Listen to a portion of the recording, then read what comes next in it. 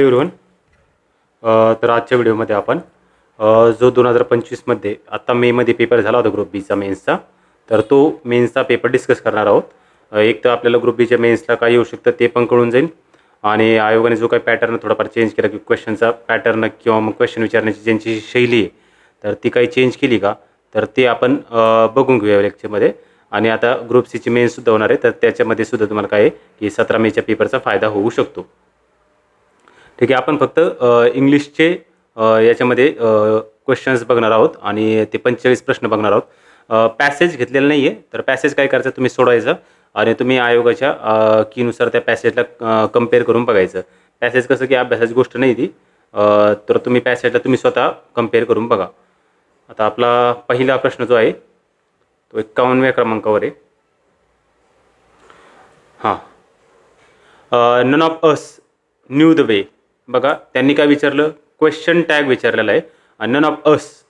आता आपल्याला काय माहिती आहे की असचं काय होतं, असपासून वुई दिसतं इथं आपल्याला. बघा इथं वुई आहे, इथं वुई आहे. हे नन काय करू राहिलं, तर नन काहीच करीत नाही करी, मग नन नाही यायला पाहिजे. ऑलरेडी तर आपण काय कशानुसार घेऊ राहिलो की वुईनुसार आपण तो करता ठरवू राहिलो. मग none of us knew the way, आमच्यापैकी कोणाला इथं काय की तो काही मार्ग वगैरे माहीत नव्हता. मग आता आपल्याला एवढा नियम माहीत पाहिजे की वाक्य निगेटिव्ह आहे तर त्याचा क्वेश्चन टॅग हा पॉझिटिव्ह होत असतो. मग त्यानुसार सुद्धा तुम्ही नन कट करू शकतात आणि हे डिडंटमधलं एन टी काय करू राहिलं हे सुद्धा कट करू शकतात. मग वाक्य जर निगेटिव्ह असेल तर क्वेश्चन टॅग कसा असतो, पॉझिटिव्ह असतो. आणि त्याच्यानुसार एकच प्रश्न आहे. आणि बघा हा प्रश्न फुलटॉस होता आणि इंग्लिशची सुरुवातच कशी फुलटॉसने सुरू झाली होती. त्याच्यामुळे काय की असं वाटलं हा पेपर जो आहे 2025चा जास्त कदाचित मार्क देऊ शकतो, परंतु पुढचे क्वेश्चन यायचे राहिले अजून. ठीक आहे, हे तुम्हाला माहीत पाहिजे की निगेटिव्हचं पॉझिटिव्ह होत असतं क्वेश्चन टॅगमध्ये. त्याचा जो टॅग आहे तो पॉझिटिव्ह होत असतो. आणि काय होतं की डिडनच्या अगोदर किंवा मग डिडवीच्या अगोदर आपण म्हणू शकतो कॉमा देतो आपण. हे वाक्य द्यायचं, हा फुलस्टॉप पडायचा, कॉमा द्यायचा आणि डिडवी असं लिहायला लागत येतं. ही लिव्ज इन खुर्जा इन बुलंद शहर. आता तो बुलंद शहरमध्ये खुर्जामध्ये राहतो. आता याचा नियम कसा असतो बघा, त्यांनी विचारलेलं करेक्ट कोणतं आहे. मग he lives in Khurja in Bulandshahr. He has fallen in to the river, divide the property among all the brothers. ही प्रॉपर्टी काय करायची की सगळ्या भावांमध्ये डिवाइड करून टाकायची. आता आपल्याला माहीत नाही काही नाही, आपल्याला असं वाटतं कधी कधी की सगळेच बरोबर आहे का, परंतु ऑप्शन आहे तसं तुम्ही क्वेश्चनचा पॅटर्न लक्षात ठेवायचा. ऑप्शन आहे का, तर ऑप्शन नाही आहे. ऑप्शन नाही आहे मग काय चुकीचं असू शकतं ते बघायचं आपल्याला परत एकदा. मग he has fallen in to the river, ठीक आहे, याच्यात काही वाटत नाही काही नाही. फॉल इन टू आपण असं लक्षात ठेवतो किंवा मग फॉल इन टू हे वाक्य बऱ्याच वेळेस किंवा ही जी फ्रेज आहे ही बऱ्याच वेळेस आपल्याला समोर लक्षात येते. Divide the property among all the brothers. मग आता इथं कन्फ्यूज होऊ शकता तुम्ही, सर इथं अमॉंग हे का बिटवीन आहे, कारण याच्यामध्ये काय की अमॉंग हे की बिटवीन आहे, तर याच्यामध्ये तुम्ही कन्फ्यूज होऊ शकता. अमॉंग वापरायचं की बिटवीन वापरायचं. किंवा मग आणखी वरचं वाक्य काय आहे की he lives in Khurja in Bulandshahr, मग 2 ठिकाणी इन वापरलेले. मग आता काय होतं की हे तुमचं बेसिकचा भाग आहे, म्हणजे या टाईपचे प्रश्न ऑलरेडी आलेले आहे आणि ह्या गोष्टी मला वाटतं की तुम्हाला माहीत पाहिजे.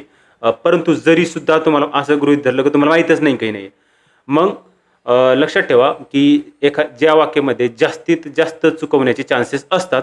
जर तुम्हाला वाक्य जर चुकीचंच करायचं, इथं आहे का वरीलपैकी सर्व, तर नाही, काहीतरी चुकीचं करायचं हे आपल्याला माहिती आहे आणि 2 नंबरचं विधान बरोबर आहे. मग काहीतरी चुकीचं करायचं, तर त्यावेळेस काय करायचं की ज्या वाक्यामध्ये जास्त डाटा आहे आणि ज्या वाक्यामध्ये जास्तीत जास्त चुकवण्यासाठी डाटा आपल्याला दिसतो, तर ते वाक्य चुकीचं करायचं. म्हणजे इथं इन आहे, इथं इन आहे, याचा अर्थ काय दोन्हीपैकी काहीतरी चुकीचं असू शकतं. मग इन मग त्यावेळेस तुम्ही हे चुकीचं मारायचं आणि याला बरोबर गृहीत धरायचं. हे बघा हे तुमच्या पाठच पाहिजे, म्हणजे तुम्हाला जे काही सांगितलं मी की इथं चुकीचं मारायचं, याला ह्या प्रश्नासाठी त्याची गरज नाही आहे, त्याची गरज दुसऱ्या प्रश्नासाठी आहे. परंतु मी तुम्हाला सध्या सांगितलं की बाय चान्स असं झालंच की तुम्हाला कळलंच नाही काही नाही, तर त्यावेळेस तुम्हाला हे कळलं पाहिजे की इथं इन आहे, इथं इन आहे, याचा अर्थ या दोन्हीमध्ये काहीतरी चुकीचं असू शकतं. मग नियम काय सांगतो आपल्याला, जर का कधी एखादं मोठं शहर आहे तर मोठ्या ठिकाणासाठी आपण आयन वापरत असतो आणि जे छोटं ठिकाण आहे त्याला आपण काय म्हणतो, ॲट हे शब्द वापरत असतो. मग आता याच्यामध्ये मोठं ठिकाण कोणतं आहे, बुलंद शहर, आणि हे खुर्जा जे आहे ना तिथलं छोटं ठिकाण आहे. फॉर एक्झाम्पल कसं म्हणू शकतो, आय लिव्ह इन पुणे, मग मी पुण्यामध्ये राहतो, हे वाक्य बरोबर आहे कारण की एकच प्लेस आहे. परंतु असं जर वापरलं ना, I live at Sadashivpeth in Pune, मग आता सदाशिवपेठमध्ये राहतो ना त्यावेळेस इथं काय म्हटलं लागेल आपला, सदाशिवपेठ. मग ॲट सदाशिवपेठ म्हटलं लागेल, कारण का कारण छोटं ठिकाण जे असतं ना ते आपल्याला एक्झॅक्ट दर्शवावं लागतं. एक्झॅक्टसाठी काय म्हणतो आपण त्याला, ॲट म्हणतो. आणि मोठं ठिकाण जे असतं ना, फॉर एक्झाम्पल पुणे, हे आपल्याला काय की इनमधून वापरता येईल. मग आता सेम आहे, ही लिव्ज इन म्हणण्यापेक्षा he lives at Khurja in Bulandshahr असं म्हणू शकतो आपण त्याला, तेव्हा ते वाक्य बरोबर आलं असतं. He has fallen in to the river, तो रिव्हरमध्ये पडला. ठीक आहे, फॉल इन टू ही फ्रेज आहे, मग हे लक्षात ठेवा तुम्ही. आता इथून पुढे फॉल इन टू हे सुद्धा तुम्ही लक्षात ठेवू शकतात. आय फेल इन लव म्हणजे काय, मी प्रेमात पडलो, तिथं सुद्धा फेल इन येऊ शकतं किंवा फॉलचं दुसरं रूप आहे इन पण येऊ शकतं, हे सुद्धा तुम्ही लक्षात ठेवा. आता इंटू आणि इनमध्ये फरक असा असतो की इंटू जे असतात ना, तुम्ही एका स्थितीमधून दुसऱ्या स्थितीमध्ये गेलेला आहात. हा आधी वर होता, नंतर दुसऱ्या स्थितीमध्ये काय की डायरेक्ट तो रिव्हरमध्ये गेलेला आहे. मग दुसऱ्या स्थितीमध्ये जाणे त्याच्यासाठी इंटू वापरत असतो, त्यामुळे हे बरोबर आहे. Divide the property among all the brothers. आता किती भाव आहे तुम्हाला माहिती आहे का? माहीत नाही आपल्याला. आपण मनानेच 2 भाव म्हणायचं नाही, काही नाही. मग किती आहे माहिती नाही, मग माहिती नाही म्हणून अमॉंग वापरायचं. कारण काय आहे की 2 पेक्षा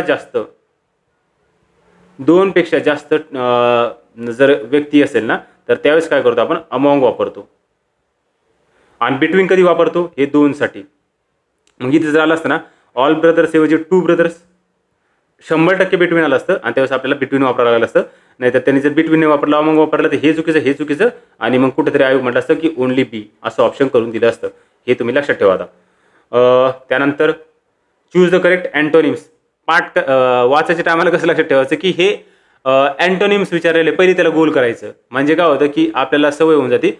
असं काहीतरी विचारलं सिनोनिम म्हणजे आपल्याला असं बरोबरचं हे दिसलं, आपल्याला सेमिकॉलन दिसलं, तर आपण काय करतो की काहीतरी बरोबरचं चिन्ह किंवा मग आपण सिनोनिम्स म्हणून आपोआप त्याला गृहीत धरून बसतो. तर ते काय की सिनोनिम्स नाही आहे, त्यांनी ते आपल्याला अँटोनिम्स विचारलेले आहे. मग आता अँटोनिम्समध्ये कसं, आता बेस नोबल आहे बघा. बेस म्हणजे काय, बेस म्हणजे पाया किंवा खालचा असं सुद्धा म्हणू शकतो आपण त्याला. आणि त्याच्यामध्ये कोणता, नोबेल आहे. ठीक आहे, नोबेल म्हणजे उच्च दर्जाचा, हे लागू होतं बघा.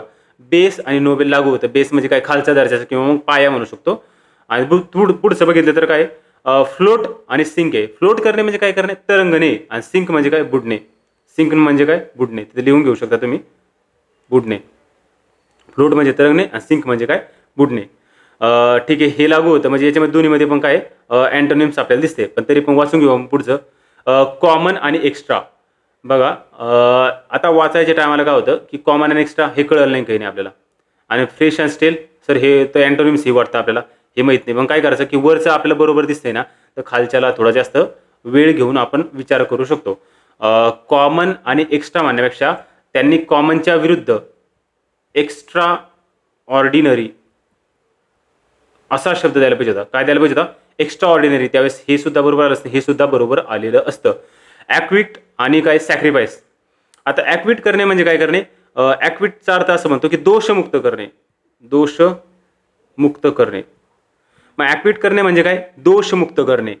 आणि मग त्याविरुद्ध काय, सॅक्रिफाईस करणे. सॅक्रिफाईस करणे म्हणजे काय करणे, आता ॲक्विट म्हणजे तुम्ही काय केलं की दोषमुक्त केलं, आता तुम्ही फ्री झालेले. आणि सॅक्रिफाईस करणे म्हणजे काय करणे, बळी देणे असं म्हणू शकतो. इथे तुम्ही फ्री झाले का, तर नाही. मग हे अँटोनिम आहे का, तर हे 100% अँटोनिम आहे. म्हणजे हे अँटोनिम आहे, हे अँटोनिम आहे, हे दोन्ही सुद्धा अँटोनिम आहे. आणि काइंड आणि जेंटल. आता बघा, काइंड म्हणजे काय, दयाळू. आणि जेंटल म्हणजे काय, दयाळू. हे अँटोनिम आहे का, तर नाही. हे काय झाले, हे तुमचे झाले सिनोनिम्स. एक मिनिट, हे काय झाले तुमचे सिनोनिम्स. याला लाल कलर घेतो, चुकीचं आहे ते. मग आता हे तुमचे काय झाले, सिनोनिम झाले. मग आपल्याला सिनोनिम्स वाक्य कट करायचं होतं, ते कट केलं. ग्रेव आणि रेअर. ग्रेवचा अर्थ होतो सिरियस. जर एखादी व्यक्ती ग्रेव मिस्टेक जर करत असेल, तर त्याचा अर्थ काय होतो, ती सिरियस मिस्टेक करत आहेत. मग ग्रेवचा अर्थ काय होतो, सिरियस. मग ग्रेव आणि रेअर म्हणजे काय, रेअर म्हणजे काय, रेअर म्हणजे दुर्मिळ. हे अँटोनिम आहे का, तर नाही. मग हे कळत नाही, हे अँटोनिम नाही आहे. आपल्याला अँटोनिम विचारलं होतं. आणि फॅटच्या विरोधात काय, स्लिम. म्हणजे हे अँटोनिम आहे. हे उत्तर तुमचं जे आहे ना, तर ते काही सेकंदातच येऊन जाईल, त्यामुळे लोड नाही, काही नाही. परंतु आपल्याला काय करायचं की पेपर डिस्कशन करायचं, म्हणून हे सगळे प्रश्न किंवा सगळे शब्द घेणं गरजेचं होतं. म्हणजे 2 नंबरचं का बरं अँटोनिम नसू शकतं. मग कॉमन ऐवजी काय पाहिजे होतं तिथं, एक्स्ट्रा ऑर्डिनरी. मग नेक्स्ट टाइम आयोग काय करू शकते, एक्स्ट्रा ऑर्डिनरी देऊ शकतं. त्यावेळेस आपल्याला माहित पाहिजे एक्स्ट्रा ऑर्डिनरी हा शब्द जर असता, तर 2 नंबरचं विधानसुद्धा काय ऑप्शन बरोबर आलेलं असतं. Madhu likes mangoes. मधूला काय, मँगोज आवडतात. Madhu likes mangoes. मग आता त्यांनी काय विचारलं होतं, खाली बघायचं. नाही तर आपल्याला वाटतं मधु लाईक्स मँगोज कधी सोपं विचारलं म्हणून वाटतं. खाली काय विचारलं त्यांनी, verbs underline in the sentence 1 to above are. आता त्यांनी विचारलं ट्रान्झिटिव्ह आहे की इंट्रान्झिटिव्ह हे शोधा तुम्ही आता नेमकं.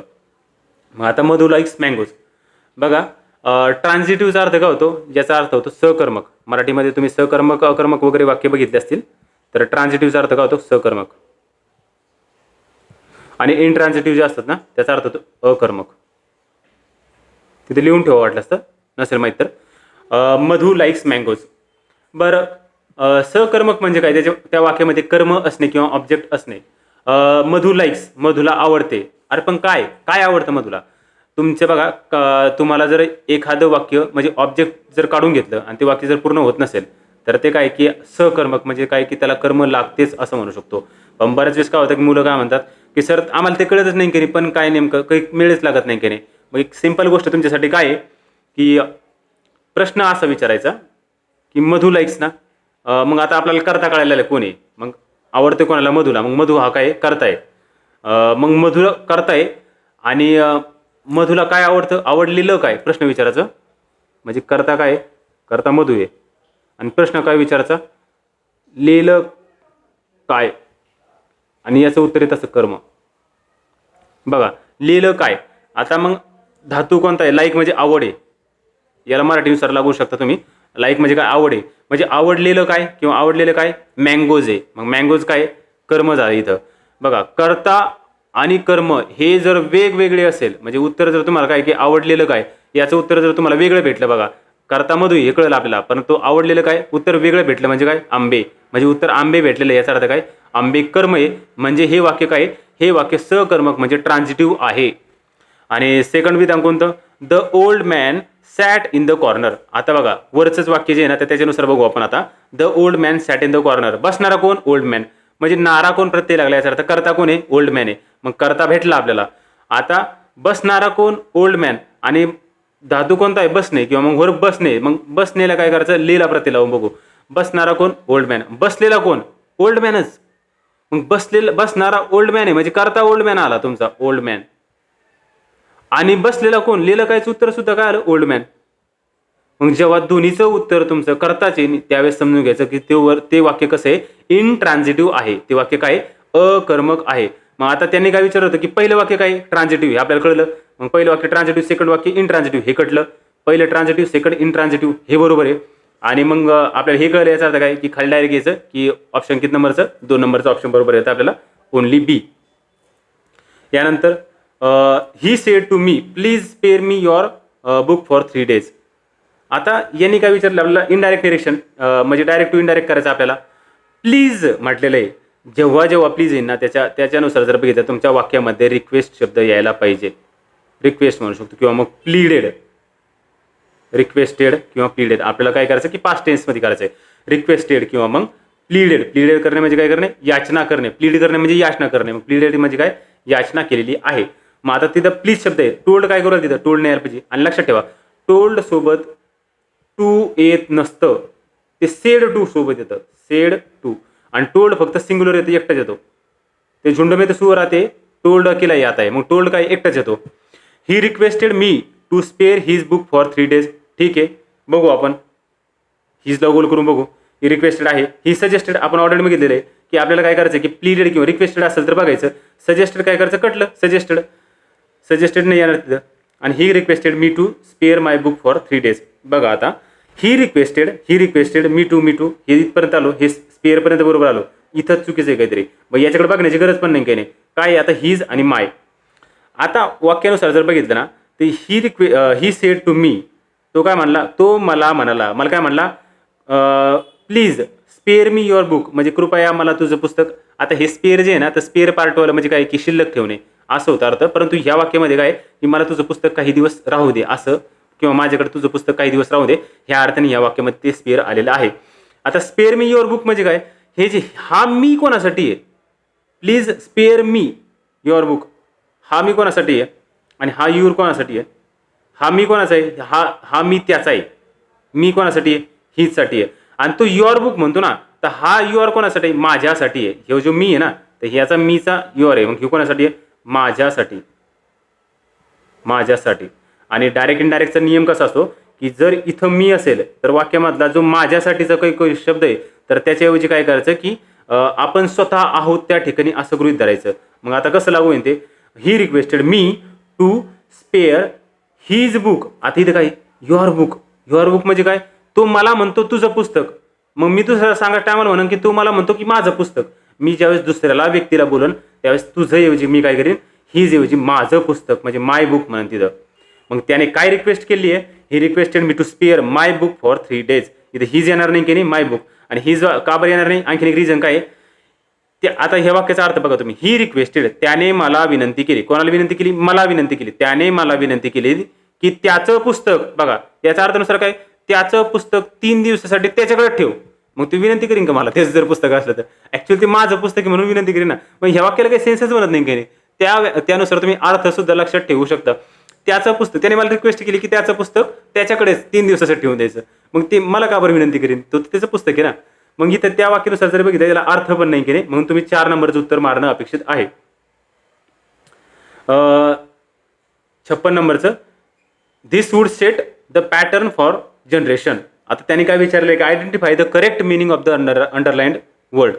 आता अंडरलाईन वर्डचं काय करायचं, करेक्ट मिनिंग बघायचं आपल्याला. त्यांनी काय केलं की पॅटर्नचं विचारलेलं आपल्याला एक प्रकारे सिनोनिम काय होऊ शकतो, परंतु वाक्यामध्ये काय सिनोनिम येऊ शकतो. मग this would set the pattern for new generation, for generation. ठीक आहे, पॅटर्नचा अर्थ मॉडेल घेतला, ठीक आहे असू शकतं. पॅटर्न म्हणजे प्रमोशन नाही हो, प्रमोशन कसं असू शकतं, पॅटर्न म्हणजे प्रमोशन येणार नाही काही नाही. सपोर्ट जनरेशनला सपोर्ट सुद्धा काय की एक फालतू ऑप्शन वाटतो. बॅकिंग फॉर न्यू जनरेशन किंवा बॅकिंग फॉर अ जनरेशन, ठीक आहे असू शकतं. परंतु बॅकिंगपेक्षा जास्त इम्पॉर्टंट काय, मॉडेल वाटतो, मग बॅकिंग सुद्धा येणार नाही की नाही. म्हणजे काय की त्याने काय केलंय की एक मॉडेल म्हणजे एक्झाम्पल ठरवून दिलं एक नेक्स्ट जनरेशनसाठी. म्हणजे काय, this would set the pattern for a generation. एका जनरेशनसाठी काय आहे की ते एक प्रकारे एक्झाम्पल किंवा मग मॉडेल म्हणून गृहीत धरलं जाईल. मग पॅटर्नचा अर्थ काय राहील, मॉडेल. हा सिंपल प्रश्न आहे. याला कसं आहे की तुम्ही कट ऑप्शनने जर केलं ना तर तुमचं उत्तर 1 येऊन जाईल. Use the seat belts in cars, use of seat belts in car is now dash dash. आता ऑब्लिगेट त्यांनी आपल्याला ऑप्शनमध्ये दिलंय किंवा कंसामध्ये दिलंय ऑब्लिगेट. आता the use of seat belts in car is dash dash. आता लक्षात ठेवा ज्यावेळेस एम किंवा इज किंवा आर येतात तर याच्यानंतर जे असतात ना, तर याच्यानंतर तुमचं नाऊन न येतं ॲडजेक्टिव्ह येत असतं. मग हे तुमच्या लक्षात पाहिजे किंवा लिहून ठेवा तिथं की ॲमेझॉन नंतर काय यायला पाहिजे, ॲडजेक्टिव्ह यायला पाहिजे. किंवा मग त्याला आपण पूरक सुद्धा म्हणतो, पूरक. मराठीमध्ये काय की विधानपूरक म्हणतो बघा. तसंच इंग्लिशमध्ये सुद्धा काय ॲमेझॉन नंतर ॲडजेक्टिव्ह येतं, त्याला आपण कॉम्प्लिमेंट म्हणतो इंग्लिशमध्ये. मग इथं काय की नाऊन यायला नाही पाहिजे. मग ऑब्लिगेशन हे कटलं, ऑब्लिगेटरी हे ॲडजेक्टिव्ह आहे, ऑब्लिगेटिंग ठीक आहे हे पार्टिसिपल आहे, पार्टिसिपल पण काय ॲडजेक्टिव्ह म्हणून घेऊ शकतं. मग ऑब्लिगेटरी आणि ऑब्लिगेटिंगमध्ये काय, ऑब्लिगेटरी जास्त योग्य राहील आपल्याला, ऑब्लिगेटरी.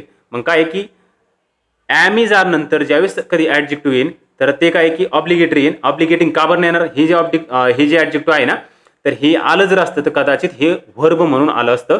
याच्यानंतर सुद्धा एखादं नाऊन असायला पाहिजे. याच्यानंतर जर नाऊन असतं तर हे सुद्धा आलं असतं, परंतु नाऊन नाही म्हणून काही ऑब्लिगेटरी हे ॲडजेक्टिव्ह येणार आहे. तर हे ऑब्लिगेटिव्ह जे आहे ना हे नॉर्मल इंग्लिशमध्ये वापरलं जात नाही. हे जे आहे हे लिटरेचरमध्ये वापर होतो याचा, परंतु नॉर्मल इंग्लिशमध्ये होत नाही, त्यामुळे ती ऑप्शन तुम्ही कट करून टाकायला पाहिजे. Select the word similar in meaning of the following word from given alternative. बघा त्याने काय विचारलं, सिमिलर वर्ड आहे ठीक आहे, एवढं मोठं वाचायची गरज पण नाही. परपेच्युअल, परपेच्युअलचा अर्थ होतो एखादी गोष्ट एव्हर लास्टिंग आहे किंवा मग लॉंग टर्मसाठी आहे किंवा मग परमनंट आहे. मग परपेच्युअलचा अर्थ होतो परमनंट. मग 4 नंबरच्या ऑप्शनमध्ये काय परमनंट आहे. मग तुम्हाला परपेच्युअलचा अर्थ माहीत नाही बाय चान्स तर मग काय पार्शल, पेक्युलियर, प्रेडंट आणि काय परमनंट. प्रेडंट जर बघितलं असा काही शब्दच नाही इंग्लिशमध्ये, असा शब्दच नाही आहे. मग परपेच्युअल काय की परमनंट, पेक्युलियर किंवा मग पार्शल याच्यापैकी असू शकतो. आणि जर तुम्हाला माहीतच नाही परपेच्युअलचा अर्थच माहीत नाही तुम्हाला तर मग काय करायचं की 1 नंबरचं विधान शक्यतो अशामध्ये काय होतं की इंग्लिशमध्ये 1 नंबरचं ऑप्शन नसतं. सायन्समध्ये लागू होतं, 1 नंबरला तुमचं उत्तर भेटायचे चान्सेस असतात, परंतु इंग्लिशमध्ये 1 नंबरचं ऑप्शन शक्यतो भेटणार नाही काही. याच्यापैकी काहीही मारू शकतात. परंतु हे परपेच्युअल जे आहे ना हे खूप वेळा SSCला आलेलं आहे. मला वाटतं कदाचित आयोगाला आलेलं आहे वाटतं ऑप्शनमध्ये, उत्तर जरी नसलं तरी सुद्धा. मग आयोगाचे PYQ जरी चांगले केले तरी सुद्धा तुमचे उत्तर त्यावेळेस बरोबर यायला पाहिजे, म्हणजे 25ला सुद्धा बरोबर यायला पाहिजे. परमनंट. परपेच्युअल म्हणजे काय, परमनंट आहे. किंवा मग आणखीन शब्द त्यासाठी इंटरमिटंट. इंटरमिटंट म्हणण्यापेक्षा इंटरमिनेबल. इंटरमिटंट ते अल्प काळासाठी विरुद्धार्थी होतो. इन्सेसंट. इन्सेसंट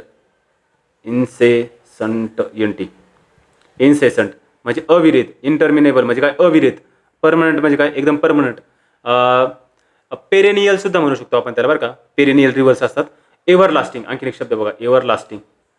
लास्ट म्हणजे काय, शेवटचा. लास्ट म्हणजे टिकणे या अर्थाने सुद्धा होतो. मग एव्हरलास्टिंग म्हणजे काय, शेवट काळापर्यंत टिकणे.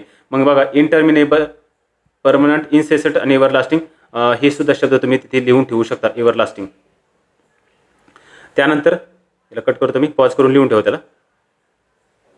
त्यानंतर पुढचं क्वेश्चन आहे, choose the correct sentence from the following alternative. आता त्यांनी काय विचारलं होतं की काहीतरी करेक्ट बघायचं आपल्याला. The Ceylon. सिलॉन जे आहे ना, हे श्रीलंकेत जुनं नाव आहे. सिलॉन म्हणलं जातं. The Ceylon is to the south of India. आपल्याला एक नियम माहीत पाहिजे. द हे जे तुमचं काय म्हणतात त्याला आर्टिकल आहे, तर हे कोणत्याही देशाच्या समोर किंवा मग आयलँडच्या समोर येत नसतं. द इंडिया आपण म्हणत नाही. द USA म्हणतो, कारण की त्यावेळेस काय होतं की तिथं एक बऱ्याच राज्यांचा मिळून एक देश तयार झाला होता. मग तर ग्रुपचा मिळून एक देश तयार झाला होता, म्हणून तिथं द वापरलं जातं. मग इथं द वापरलं जाणार नाही. इथं एका आयलँडसाठी द वापरला जाणार नाही. की नाही, जर ग्रुप तयार होऊन जर एखादा देश तयार होत असेल तर त्यावेळेस द डेफिनेटली वापरला जाईल.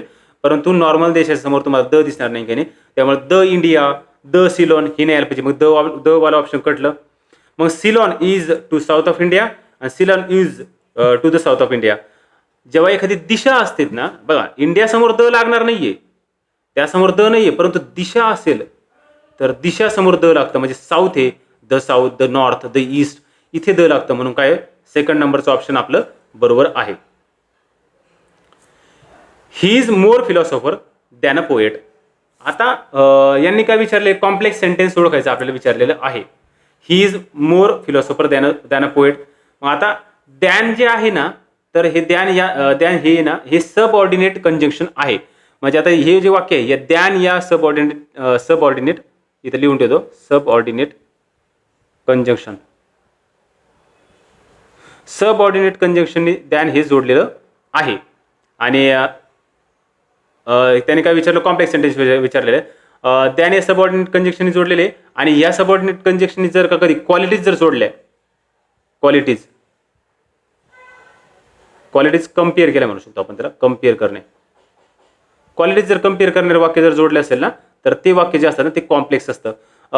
Waste not, want not. आता ही म्हणे नेक्स्ट टाइम तुम्हाला म्हणीमध्ये येऊ शकते, इडियम्समध्ये. ही म्हण लक्षात ठेवा तुम्ही. ह्या म्हणीचा अर्थ काय होतो की एखादी गोष्ट वेस्ट जर नाही केली तर आपल्याला त्या गोष्टीची चणचण भासणार नाही. आता वॉन्ट म्हणजे काय, पाहिजे, परंतु वॉन्टचा अर्थ होतो गरज किंवा नीड सुद्धा म्हणू शकतो, किंवा चणचण सुद्धा म्हणू शकतो. मग आता गरज भासणार नाही, एखादी गोष्ट जर तुम्ही वेस्ट नाही केली तर मग गरज भासणार नाही, कारण ही म्हणे. मग हे कॉम्प्लेक्स सेंटेन्स आहे का, तर नाही. मग बी कटलं. We desire to reap therefore we sow. आता हे देअर फोर जे आहे ना, हे कंपाऊंड कंजंक्शन आहे. कंपाऊंड म्हणून कंपाऊंड आहे, हे कंपाऊंड कंजंक्शन आहे. म्हणून काय यायला पाहिजे आपलं उत्तर, एक नंबरचं उत्तर पाहिजे ए ओनली. हे लक्षात ठेवा, हे कळत नाही बरं का. हे क्वालिटी जोडलेलं आहे इथं. बऱ्याच वेळेस काय होतं की मुलांना वाटतं की सर याचे दोन वर्ब दिसत नाही, की नाही. परंतु जर की दॅन आलं, दॅन हे सबऑर्डिनेट कंजंक्शन आलं आणि जर त्यांनी क्वालिटीज जर जोडले असेल तर ते वाक्य कॉम्प्लेक्स होतं. हे तुम्ही लक्षात ठेवा. हा क्वेश्चन जो आहे ना, याने बऱ्याच जणांना बुचकळ्यात पाडलेलं होतं आणि बऱ्याच जणांना चुकलं होतं. त्याने 3 नंबर्स मारून आले, सी ओनली. झेनिथचा अर्थ काय होतो, झेनिथच्या अगोदर एकदा ऐकून विचारतं, नेडीर. नेडीर म्हणजे काय, नीच पॉईंट किंवा लोएस्ट पॉईंट म्हणू शकतो आपण त्याला, लोवेस्ट पॉईंट. रिमोट सेन्सिंगमध्ये पण एक नाडीर पॉईंट असतो किंवा नेडीर पॉईंट असतो. ते रिमोट सेन्सिंगमध्ये सुद्धा एक PYQ आला त्याच्यात. आणि इंग्लिशमध्ये सुद्धा काय लोवेस्ट पॉईंट आहे नेडीर म्हणजे. मग नेडीर म्हणजे काय, लोवेस्ट पॉईंट आहे. त्याच्याच विरोधात काय, एक्झॅक्ट विरोधात झेनिथ आहे. झेनिथ म्हणजे काय, हायेस्ट पॉईंट आहे. The highest point in the sky reached by the sun or the moon वगैरे जे असेल ते, ठीक आहे. हायेस्ट पॉईंट एवढं लक्षात ठेवलं तरी चालते आपल्याला. झेनिथ म्हणजे काय, हायेस्ट पॉईंट. जर तुम्ही तुमच्या यशाच्या झेनिथवर आहात तर याचा अर्थ काय, तुम्ही तुमच्या यशाच्या शिखरावर आहात. Choose the correctly spelled underline word from the options given below. आता त्याने म्हणते की कोणता वर्ड बरोबर आहे. सन इज स्टेशनरी. हे होमोनिम्समध्ये आहे का, हे खूप वेळा आलेलं आहे. स्टेशनरी. मग आता ERY आणि ARY हे विचारले त्यांनी. बघा हे ERY जे असतात ना, तर ह्यातलं ई म्हणजे काय, ER म्हणजे इरेझर. मग इरेझर किंवा मग पेन सुद्धा नुसतं ई जर म्हटलं तुम्ही पेननुसार सुद्धा लक्षात ठेवू शकतात. या स्टेशनरी का भेटतं, पेन भेटतं. मग याच्यामध्ये ई आहे बघा, पेन भेटतो. मग हे स्टेशनरी आपण काय की आपण झेरॉक्सचं जे सेंटर आहे ते एक प्रकारे स्टेशनरीचंच काम करतं. मग सन इज स्टेशनरी. मग सन काय आहे, त्याच्यामधून पेन वगैरे भेटतो का, तर नाही. मग सन काय आहे, हा स्थिर आहे. मग इथं हे झेरॉक्सवालं स्टेशनरी नाही यायला पाहिजे किंवा मग आपलं पेन वगैरे साहित्य भेटतं ते स्टेशनरी नाही यायला पाहिजे. मग कोणतं यायला पाहिजे, AR वालं यायला पाहिजे. अरे ए म्हणजे काय, ए स्टार्टिंगचं लेटर म्हणजे स्टेबल आहे ते. ए म्हणजे काय, स्टार्टिंगचं लेटर म्हणजे स्टेबल आहे. मग हे या स्टेशनरीचा अर्थ काय होतो, स्टेबल किंवा मग स्थिर. मग आयोगाने काय विचारलं आपल्याला की कोणता ऑप्शन बरोबर आहे, तर सन इज स्टेशनरी ठीक आहे, हे बरोबर आहे. हे चुकीचं आहे. Stationary sorry the sun is stationary आणि द सन इज काय, स्टेशनरी. आता पुढचं काय नेमकं याच्यामध्ये ॲक्च्युली हे झालं ते 3 नंबरचं ऑप्शन जर बघितलं ना, हां 3 नंबरचं ऑप्शन जास्त योग्य आहे ॲक्च्युली. याच्यामध्ये आय मी ते लक्षात गेलं नाही की मी फक्त ARY वर जास्त फोकस दिला होता. एक मिनिट. हॅलो. काही नाही, बॅटरीचा आपल्या स्टोरेजचा प्रॉब्लेम होता. तर कदाचित लेक्चर रेकॉर्ड केलं असतं तर मग ते लेक्चर काही फायद्याच नसतं रेकॉर्ड झाल्यानंतर. तेव्हा मला ते कट करायला लागलं व्हिडिओ. आणि ठीक आहे, आपण आता हा व्हिडिओ त्या लास्टच्या व्हिडिओला कनेक्ट करून टाकू. आपण कुठं होतो, हां स्टेशनरी. याच्यामध्ये तुम्हाला सांगितलं मी की माझा फोकस जे होता ना ARY वर जास्त फोकस झाला होता, ते रादर दॅन आयकडे लक्षात गेलं नाही की नाही. तर ॲक्च्युली स्टेशनरी हे योग्य आहे आणि सी ओनली बरोबर आहे. आणि सी कुठे आहे, 2 नंबरला आहे. नाही तर असं वाटतं की सी बरोबर आहे ना, आपण 3 नंबरला मारतो हे चुकीचं झालं असतं आपलं. तर उत्तर काय, 2 नंबरचं सी ओनली स्टेशनरी. हा शब्द नाही आहे, हा शब्द नाही, असे काही शब्दच नाही आहे स्टेशनरीमध्ये, हे ई काहीच नाही आहे. त्यामुळे हे पाठ करा तुम्ही. स्टेशनरी म्हणजे काय, ER आले तर काय, तर ते पेन वगैरे भेटतो आपल्याला इरेझर भेटतं. आणि स्टेशनरी जर असेल ना त्याच्यामध्ये ए याचा अर्थ काय, तो एक आहे स्टार्टिंगचा आहे, तो स्टेबल आहे, स्टेबल. 63 काय, that which can not be red. आता अशी गोष्ट जी काही वाचू झाली किंवा वाचता न येण्यासारखी गोष्ट म्हणजे काय, that which can not be red. याला रेड उच्चार करा बरं का, READ रीड आणि रेड. आता हे कसं असतं की रीड आणि रेड यांची स्पेलिंग तिकाची सारखीच आहे, परंतु यांचा उच्चार जो असतो ना V2 असताना ना रेडचा उच्चार काय होतो की रीडचा उच्चार रेड होतो. V3 असताना सुद्धा रेड होतो. मग याचा उच्चार काय केला जातो, रेड केला जाईल. That which cannot be red अशी गोष्ट जी काय वाचू किंवा तुम्ही वाचल्या जाऊ शकत नाही की नाही. तर ही इलिजिबल, हे वन वर्ड सबस्टिट्यूशन आहे, याला इलिजिबल म्हणलं जातं. हा PYQ आलेला आहे ऑलरेडी, त्याच्यामुळे काय की तुम्हाला इलिजिबल हे पाठ पाहिजे. इलिजिबल हे उत्तर बरोबर आहे. आता इनडेलिबल म्हणजे काय, याला डिलीट करू शकत नाही. तर मग तुम्ही त्याला डेलिबलमध्ये काय, डिलीट, याला तुम्ही डिलीट करू शकत नाही की नाही, त्याला आपण म्हणतो इनडेलिबल. इनकरेजिबल म्हणजे काय, त्याला तुम्ही करेक्ट करू शकत नाही की नाही, करेक्ट करू शकत नाही की नाही, इनकरेजिबल. आणि इनविजिबल म्हणजे काय, अदृश्य, जे काय व्हिजिबल नाही की नाही. मग इलिजिबल हे उत्तर बरोबर येतं. 64 काय की she said to me shall I return these notes by Monday. तिने मला म्हटले. आता काय विचारलं आहे पुढं, shall I return these notes by Monday. आणि यांनी विचारलं इनडायरेक्ट नरेशन काय असेल, मग क्वेश्चन मार्क आहे. क्वेश्चन मार्क आपल्याला काढून टाकायचं आहे, सगळ्यातच क्वेश्चन मार्क काढलेला आहे. ठीक आहे, आता याच्यात काही ऑप्शन कटत नाही काही नाही. मग तिने काय म्हटलं, ते शी सेड टू मी, ती मला म्हटलेली. कोणाला म्हटली, मला म्हटली. मग आस्क्ड मी यायला पाहिजे. आस्ट आलं इथं, आस्ट आलं पण ती कोणाला म्हटली तर कळतच नाही की मी आहे की इथं, मी नाही आहे म्हणून हे कटलं. शी आस्ट मी, ठीक आहे, तिन्हीपैकी एक असेल. आता शी आस्ट मी इफ, तिने मला विचारले जर, shall I return these notes by Monday. हे ऐकूनासाठी बरं, हे ऐकूनासाठी, हे तिच्यासाठी आहे. ती काय म्हणती, तिने मला त्यावेळेस म्हटलं की मी तुझे हे जे नोट्स आहे ते मंडेला देऊ का. मग ते ऐकूनासाठी, हे ते आय आहे तिच्यासाठी, म्हणून ते आई इथलं कटलं आहे. मग शी हे दोन्हीपैकी एक असेल.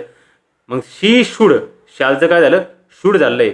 आणि ते शूड कुठं आलं आहे, हे शीच्या बाजूला आलं आहे. का बरं, कारण की इनडायरेक्ट नरेशनमध्ये काय करतो आपण, असर्टिव्ह सेंटेन्स बनवतो. हा जो क्वेश्चन मार्क असतो तो क्वेश्चन मार्क आपण काय करतो, कट करत असतो. मग शी शुड रिटर्न.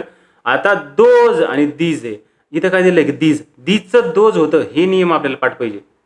दीजचं दोज होतं आणि सगळ्या पुस्तकामध्ये दिलं बरं का, दीजचं दोज होत असतं, दीजचं दॅट होतं. तर दीजचं दोज होतं. मग ऑप्शन नंबर 3 हे बरोबर येते. Bad habits should be destroyed in the beginning. आता बॅड हॅबिट्स काय केल्या पाहिजे, बिगिनिंगला म्हणजे सुरुवातीलाच काय करायला पाहिजे, डिस्ट्रॉय केलेल्या पाहिजे. मग आता त्यांनी ते विचारले की आता फ्रेज कोणती आहे, इथं इडियम्स कोणती लागू होते, निप्ड इन द बड. आता ही इडियम्स लागू होते. निप इन द बर्ड. निप इन द बर्डचा अर्थ काय होतो? ही बर्ड म्हणजे काय? ही कळी. बर्डला काय म्हणतात? कळी म्हणतात. हे सायन्समध्ये तुम्ही बघितलं असेल कदाचित. बर्डला म्हणतो कळी. आणि निप करणे म्हणजे काय करणे? कापणे म्हणू शकतो त्याला आपण, कापणे. मग तुम्ही जर कळी जर कापली तर काय होऊ शकतं? की सुरुवात व्हायच्या अगोदर तुम्ही त्याला काय केलं आहे? एक प्रकारे नष्ट केलेलं आहे. इथं काय दिलं आहे? सुरुवात व्हायच्या अगोदर नष्ट केलेलं आहे. याला काय म्हणतात? Bad habits should be destroyed in the beginning. म्हणजे काय? Bad habits should be nipped in the bud. म्हणजे काय? की स्टार्टिंगलाच ते काय केलं पाहिजे? डिस्ट्रॉय केलेल्या पाहिजे, निप्ड इन द बड. मग तुम्ही माणसाने सर की ठीक आहे, आम्हाला तरी पण काय की माहीतच नव्हतं बाबा, ही मनच माहीत नव्हती. मग काय उत्तर येऊ शकतं? ज्यावेळेस तुम्हाला माहीत नाही मन, बाकीचे ऑप्शन सोपे दिले. Got over immediately. लवकरात लवकर गॉट ओव्हर आलं पाहिजे, निघून जायला पाहिजे. ठीक आहे. Disgraced instantly. ठीक आहे, बघू आता. आता इमिडिएटली डिसग्रेस्ड हे दोन्ही सारखे वाटते. मग मला असं वाटतं की माझं प्रायोरिटी कशी असते? ज्यावेळेस दोन्ही सारखे असते मी त्याला कट करीत असतो. दोन ज्यावेळेस सारख्या गोष्टी असतील, ऑप्शन असेल, ते पहिले कट करायचे. कारण की दोन जर सारखे असेल तर ते दोन्ही उत्तर राहणार नाही की नाही. त्याच्यामुळे काय करायचं? कट करायचं. परत एकदा डिस्करेज्ड सुने, म्हणजे लवकरच त्यांना काय केलं पाहिजे? डिस्करेज केलं पाहिजे. म्हणजे हे असू शकतं. परंतु त्यांनी विचारलेले फ्रेज काय? फ्रेज किंवा इडियम जर विचारली ना, तर अशी इडियम्स बघायची ज्याच्यामध्ये तुम्हाला नॉर्मली नाऊन दिसतेत, नाम दिसतात. नाऊन. मग आता हे बर्ड म्हणजे काय? नाम आहे. मग आता हे तुम्हाला काय करायचं की ज्यावेळेस माहीत नाही, म्हणजे माहीत नसणे तेव्हाची गोष्ट आहे. जर माहीत असेल तर मग गरज नाही या गोष्टी करायचं नाही. माहीत नाही आणि तुम्हाला काहीतरी मारायचं, मग नाव बघायचं. आणि या बर्ड जे आहे ना, तर याच्यामध्ये डिस्करेज सून याच्यामध्ये नाव नाही आहे. गॉट ओव्हर इमिडिएटली याच्यामध्ये नाव नाही आहे. डिसग्रेस इन्स्टंटली याच्यामध्ये नाव नाही. आपल्याला हे जरी कळलं नाही बर्ड काय आहे, पण याच्यात नाव नाही एवढं तर कळतं आपल्याला, नाम नाही आहे आपल्याला. मग नाम याच्यात नाही, नाम नाही, मग बर्ड आहे, तर मग बर्ड मारून याचं एक नंबरचं उत्तर येतं त्याचं. Wien will you bring it. आता तू हे केव्हा आणू शकतो? त्यांनी काय विचारलं? Passive voice. बघा, डायरेक्ट इनडायरेक्ट करायच्या टायमाला तुम्हाला असर्टिव्ह सेंटेन्स करावं लागतं. हे क्वेश्चन मार्क कट करावा लागतो. परंतु पॅसिव्ह वॉइसमध्ये तो क्वेश्चन मार्क कट होत नसतो. मग क्वेश्चन मार्क कट होणार नाही काही नाही. सगळीकडे क्वेश्चन मार्क द्यायला ठीक, एक सुद्धा वाक्य कटत नाही काही नाही. ऑप्शन कोणताच कटत नाही. मग क्वेश्चन मार्क कट होत नाही काही नाही. तर मग त्याची जी रचना आहे ती सुद्धा क्वेश्चन मार्क सारखीच पाहिजे. म्हणजे कशी? व्हेन विल यू, यूच्या अगोदर विल आहे. ठीक आहे, हेल्पिंग वर्ब व्ह्यूच्या अगोदर आले. व्हेन इट विल, बघा सब्जेक्ट नंतर विल काय करू राहिलं? हे तुम्हाला असर्टिव्ह सेंटेन्सची रचना नाही पाहिजे. सब्जेक्ट वर्ब ऑब्जेक्ट असं नाही पाहिजे तुम्हाला. इथं काय पाहिजे की हेल्पिंग वर्ब अगोदर यायला पाहिजे. त्यामुळे हे कटलं. व्हेन विल इट, ठीक आहे, आणि वेदर विल इट. अरे तुम्हाला व्हेन विचारलेलं ना, वेदर काय करू तिथं? वेदर कट करायचं. जर तुम्ही पॅसिव्ह करताय ना, तर व्हेनचं व्हेनच ठेवायचं. मग दोन ऑप्शन कटले तुमचे. मग when will you be brought it, हे, किंवा मग when will it be brought by you. Passive व्हॉइसमध्ये काय असतं? नॉर्मली बाय वापरलं जाईल. आणि हे जे यू आहे हे एक प्रकारे काय तुमचं कर्म आहे. मग आता कर्म तुमचं शेवट यायला पाहिजे, म्हणून यू शेवट यायला पाहिजे. आणि तुमचं उत्तर काय? 3 पाहिजे. हे मधात नाही यायला पाहिजे. 67. The phrase which semantically substitute the word. आता सिमॅन्टिकलीचा अर्थच काय की दुसरं एक प्रकारे काय? सिनोनिम काय त्याचं? असा अर्थ विचारला, सिनोनिम काय? मग मिसोजिनिस्ट काय? हे वन वर्ड सबस्टिट्यूशनचा प्रश्न आहे. मिसोजिनिस्ट, मी यूट्यूबवर आपले रूट वर्ड्स घेतले, त्याच्यामध्ये मिसचा अर्थ सांगितलेला आहे. मिस म्हणजे काय करणे? हेट करणे. मिस म्हणजे हेट करणे. आणि गायनिस्ट म्हणजे काय? Gynaecologist, woman. मग हेट करणे कोणाचा? वुमनचा. मग आता मिसोगॅमिस्ट म्हणजे काय? One who hates women. तो काय करतो? महिलांना हेट करतो. मग एक नंबरचं उत्तर आहे. वन हू हेट्स मॅनकाइंड, याला काय म्हटलं जातं? याला म्हटलं जातं मिस. मिस म्हणजे हेट करणे. अँथ्रोप लिहून ठेवू शकतो त्याला. मिस अँथ्रोप. अँथ्रोप म्हणजे काय? मॅनकाइंड किंवा मॅन म्हणू शकतो. अँथ्रोपॉलॉजी ऑप्शनल बघा, बऱ्याच जणांचा मानववंशाचा अभ्यास करतात ते. वन हू हेट्स मॅरेज, मॅरेजला काय म्हटलं जातं? गॅमी. मॅरेजला काय म्हटलं जातं? गॅमी. मग हे कोण असतो? मिसोगॅमिस्ट. IST शेवटला. मिसोगॅमिस्ट काय असतो की तो काय करतो की मॅरेजला हेट करतो. आणि मिसअँथ्रॉपिस्ट असतो, हा काय करतो? IST लावलं तर काय? मिसअँथ्रॉपिस्ट होऊन जाईल. हा मिसअँथ्रॉपिस्ट काय करतो? मॅनकाइंडला हेट करतो. आणि मिसअँथ्रॉप म्हणजे काय? मानवद्वेष असं म्हणू शकतो. आणि मिसअँथ्रॉपिस्ट काय? मानवद्वेष करणारा. One who looks at the dark side of the things. Dark side जर म्हणलं तर तो काय असतो? तो पेसिमिस्ट असतो. पेसिमिस्ट. हे सगळे काही परत एकदा विचारले जाऊ शकतात. आणि जर तुम्हाला जर म्हणलं की आशावादी कोण असेल तर तो ऑप्टिमिस्ट असतो. Optimist.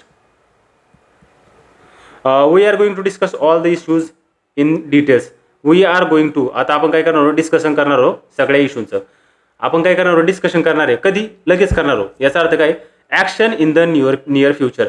Action in the near future हे अनसर्टन यायला नाही पाहिजे, आपण डिस्कस करणार आहोत, मग अनसर्टनची गरज नाही काही, फोर्स पण नाही यायला पाहिजे तिथं, कारण तुम्ही फोर्स नाही करू राहिले, तुम्ही ते काय की तुम्ही स्वतःच एक प्रकारे काय डिस्कशन करणार आहात. Probable action in the future, ठीक आहे, याच्यामध्ये फ्युचर आहे याच्यामध्ये फ्युचर आहे, परंतु नियर फ्युचर जे आहे ना, तर हा आर गोईंगसाठी येईन आपल्याला, we are going to discuss, याच्यासाठी काय येईल, नियर फ्युचर येऊन जाईल. Valmiki is the Homer of India. आता एक वाक्य बघ मराठीमध्ये की आमच्या गावात बरेच पाटील आहे, मग बरेच पाटील आहे, नॉर्मली पाटील जे असतात ना, तर हे काय आहे, तर हे तुमचं काय म्हणतात त्याला विशिष्ट नाम आहे, किंवा मग त्याला आपण प्रॉपर नाऊन म्हणतो इंग्लिशमध्ये, प्रॉपर नाऊन. आता हे विशिष्ट नाम आहे पाटील, परंतु असं जर म्हटलं आपण का आमच्या गावात बरेच पाटील आहे, आता ह्यावेळेस विशिष्ट झालं ते तर नाही, मग याचा अर्थ काय की बरेच म्हणजे पाटलासारखे लोक असं म्हणू शकतो आपण त्याला, आमच्या गावामध्ये आहे.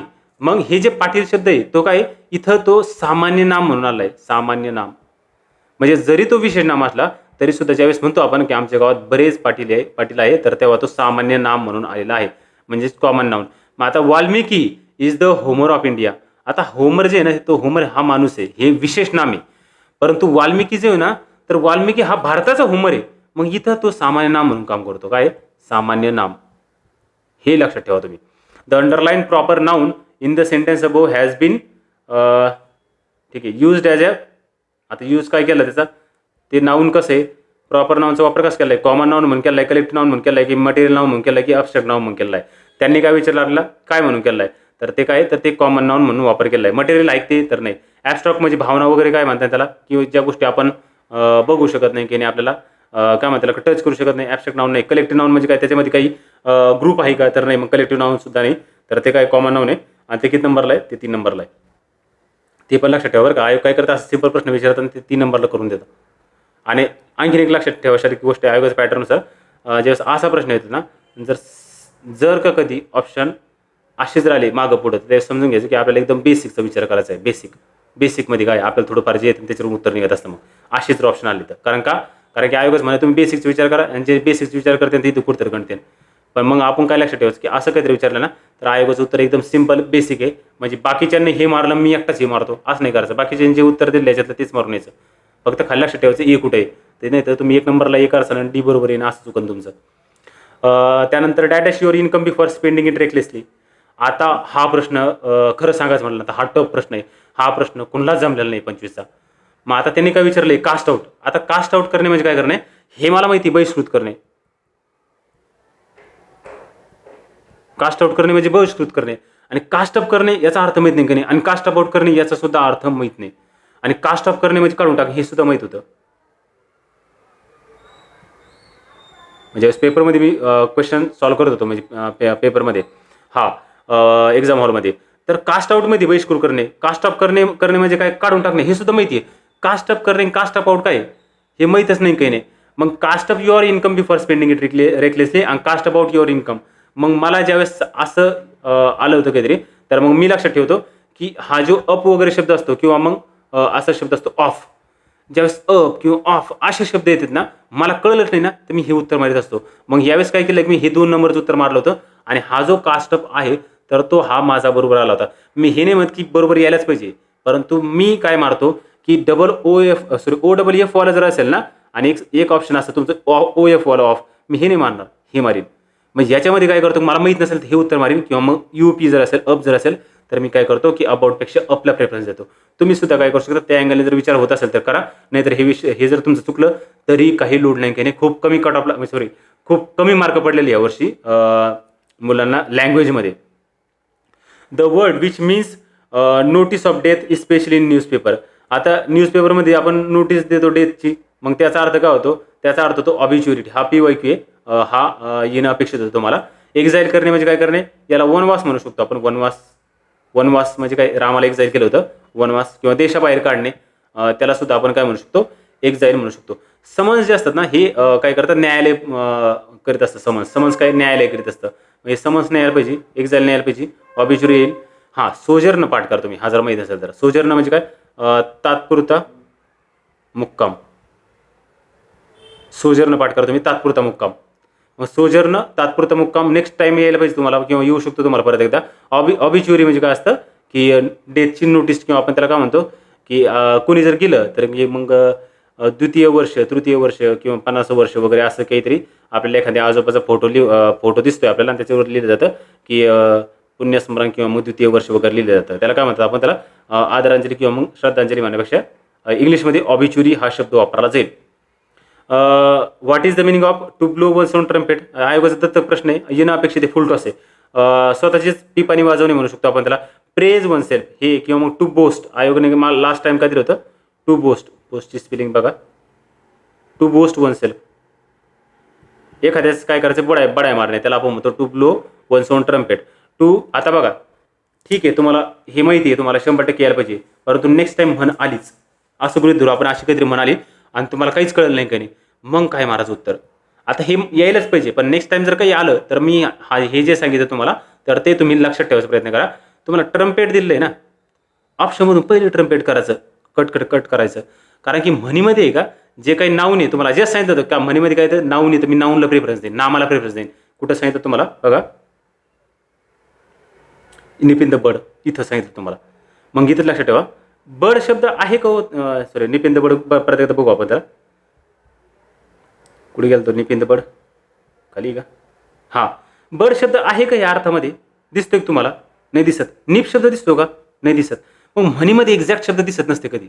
मग इथं लक्षात ठेवा तुम्ही, इथं जर बघितलं blow one's on trumpet, trumpet शब्द दिसतो ना, पहिले कट करा त्याला. जर माहितीच नाही तुम्हाला, हे तर माहितच पाहिजे, पण नेक्स्ट टाइम म्हण आली आणि त्याच्यात तुम्हाला काहीच कळणार तर पहिले सेम शब्द कट करायचं. ट्रम्पेट शब्द यायला नाही पाहिजे. To blow a trumpet at a program म्हणजे काय करायचं की काहीतरी प्रोग्राममध्ये टिप्पणी वाजवणे. ॲक्च्युली म्हण जी असते ती पूर्णतः वेगळी असते. अ कंपनी ऑफ बँड, बघा ट्रम्पेट म्हणजे पिपाणी, बँड ऑफ म्युझिशियन्स पहिले काय करायचं, याच्याशी रिलेटेड शब्द आहे कट करून टाकायचं, म्युझिशियन वगैरे. टू एन्जॉय वन सेल्फ ठीक आहे येऊ शकतं, टू पेज वन सेल्फ काही येऊ शकतं. 2 ऑप्शन कटले पाहिजे आपले अशा टायमाला. हे तर बरोबरच यायला पाहिजे, परंतु नेक्स्ट टाइम लक्षात ठेवा तुम्हाला काय करायचं आहे. Notorious, the word which means notorious is spelled correctly as. नोटोरियसचा अर्थ काय होतो त्यांनी विचारले जाता. आता मी सांगितलं तुम्हाला की हा प्रश्न मी चुकलेलो होतो, त्याच्यामुळे रिझन काय म्हणजे नेमकं मी नोटोरियस वाचलात नाही. 1 तास आहे, चुका होतात अशा. 1 तास आहे, नोटोरियस वाचलात नाही, स्पेल्ड करेक्टली. मला हे माहिती आहे की एरांड हा शब्द माहिती आहे मला, कारण की माझ्या पाठी फुल सेरांड ही इडियम पाठी माझ्या फुल सेरांड. एरांडचा अर्थ काय होतो की कामासाठी बाहेर जाणे. फॉर एक्झाम्पल काय की मी किराणा घ्यायसाठी बाहेर जातो, मग एरांड करून येतो, म्हणजे काय कामासाठी बाहेर जाऊन येतो बघा. मग एरांड मला ते माहित होतं आणि मला नोटोरियस माहितच नाही की मी नोटोरियस वाचलत नाही. ॲक्च्युली नोटोरियसचा अर्थ माहिती मला कुख्याती म्हणून, कारण की तो ऑलरेडी आला आहे. परंतु मी काय विचार केला माहिती का, मी ऑप्शन पाहिले मला करेक्टली स्पेल्ड आहे आणि मी नोटोरियसकडे लक्ष दिलं नाही गेले, मग मी मारलं 2 नंबरचं उत्तर एरांड. मग इथं तो काय झालं की इथं ते चुकलेलं आहे. आणि लक्षात ठेवा तुम्ही की मी एरांड मारलं पण त्याचं उत्तर काय एरांड आहे. आणि जरी मी वाचलं असतं नोटोरियस तरी सुद्धा माझं हे मी एरांड कधीच नसतं मारलं याचं उत्तर. हे काय आहे की हे माझं तरी सुद्धा चुकलं असतं. त्याच्यामागे रिझन असं आहे की हे जे एरांड आहे ना, तर ह्या एरांडचा अर्थ होतो गुन्हेगारी कृत्याचा.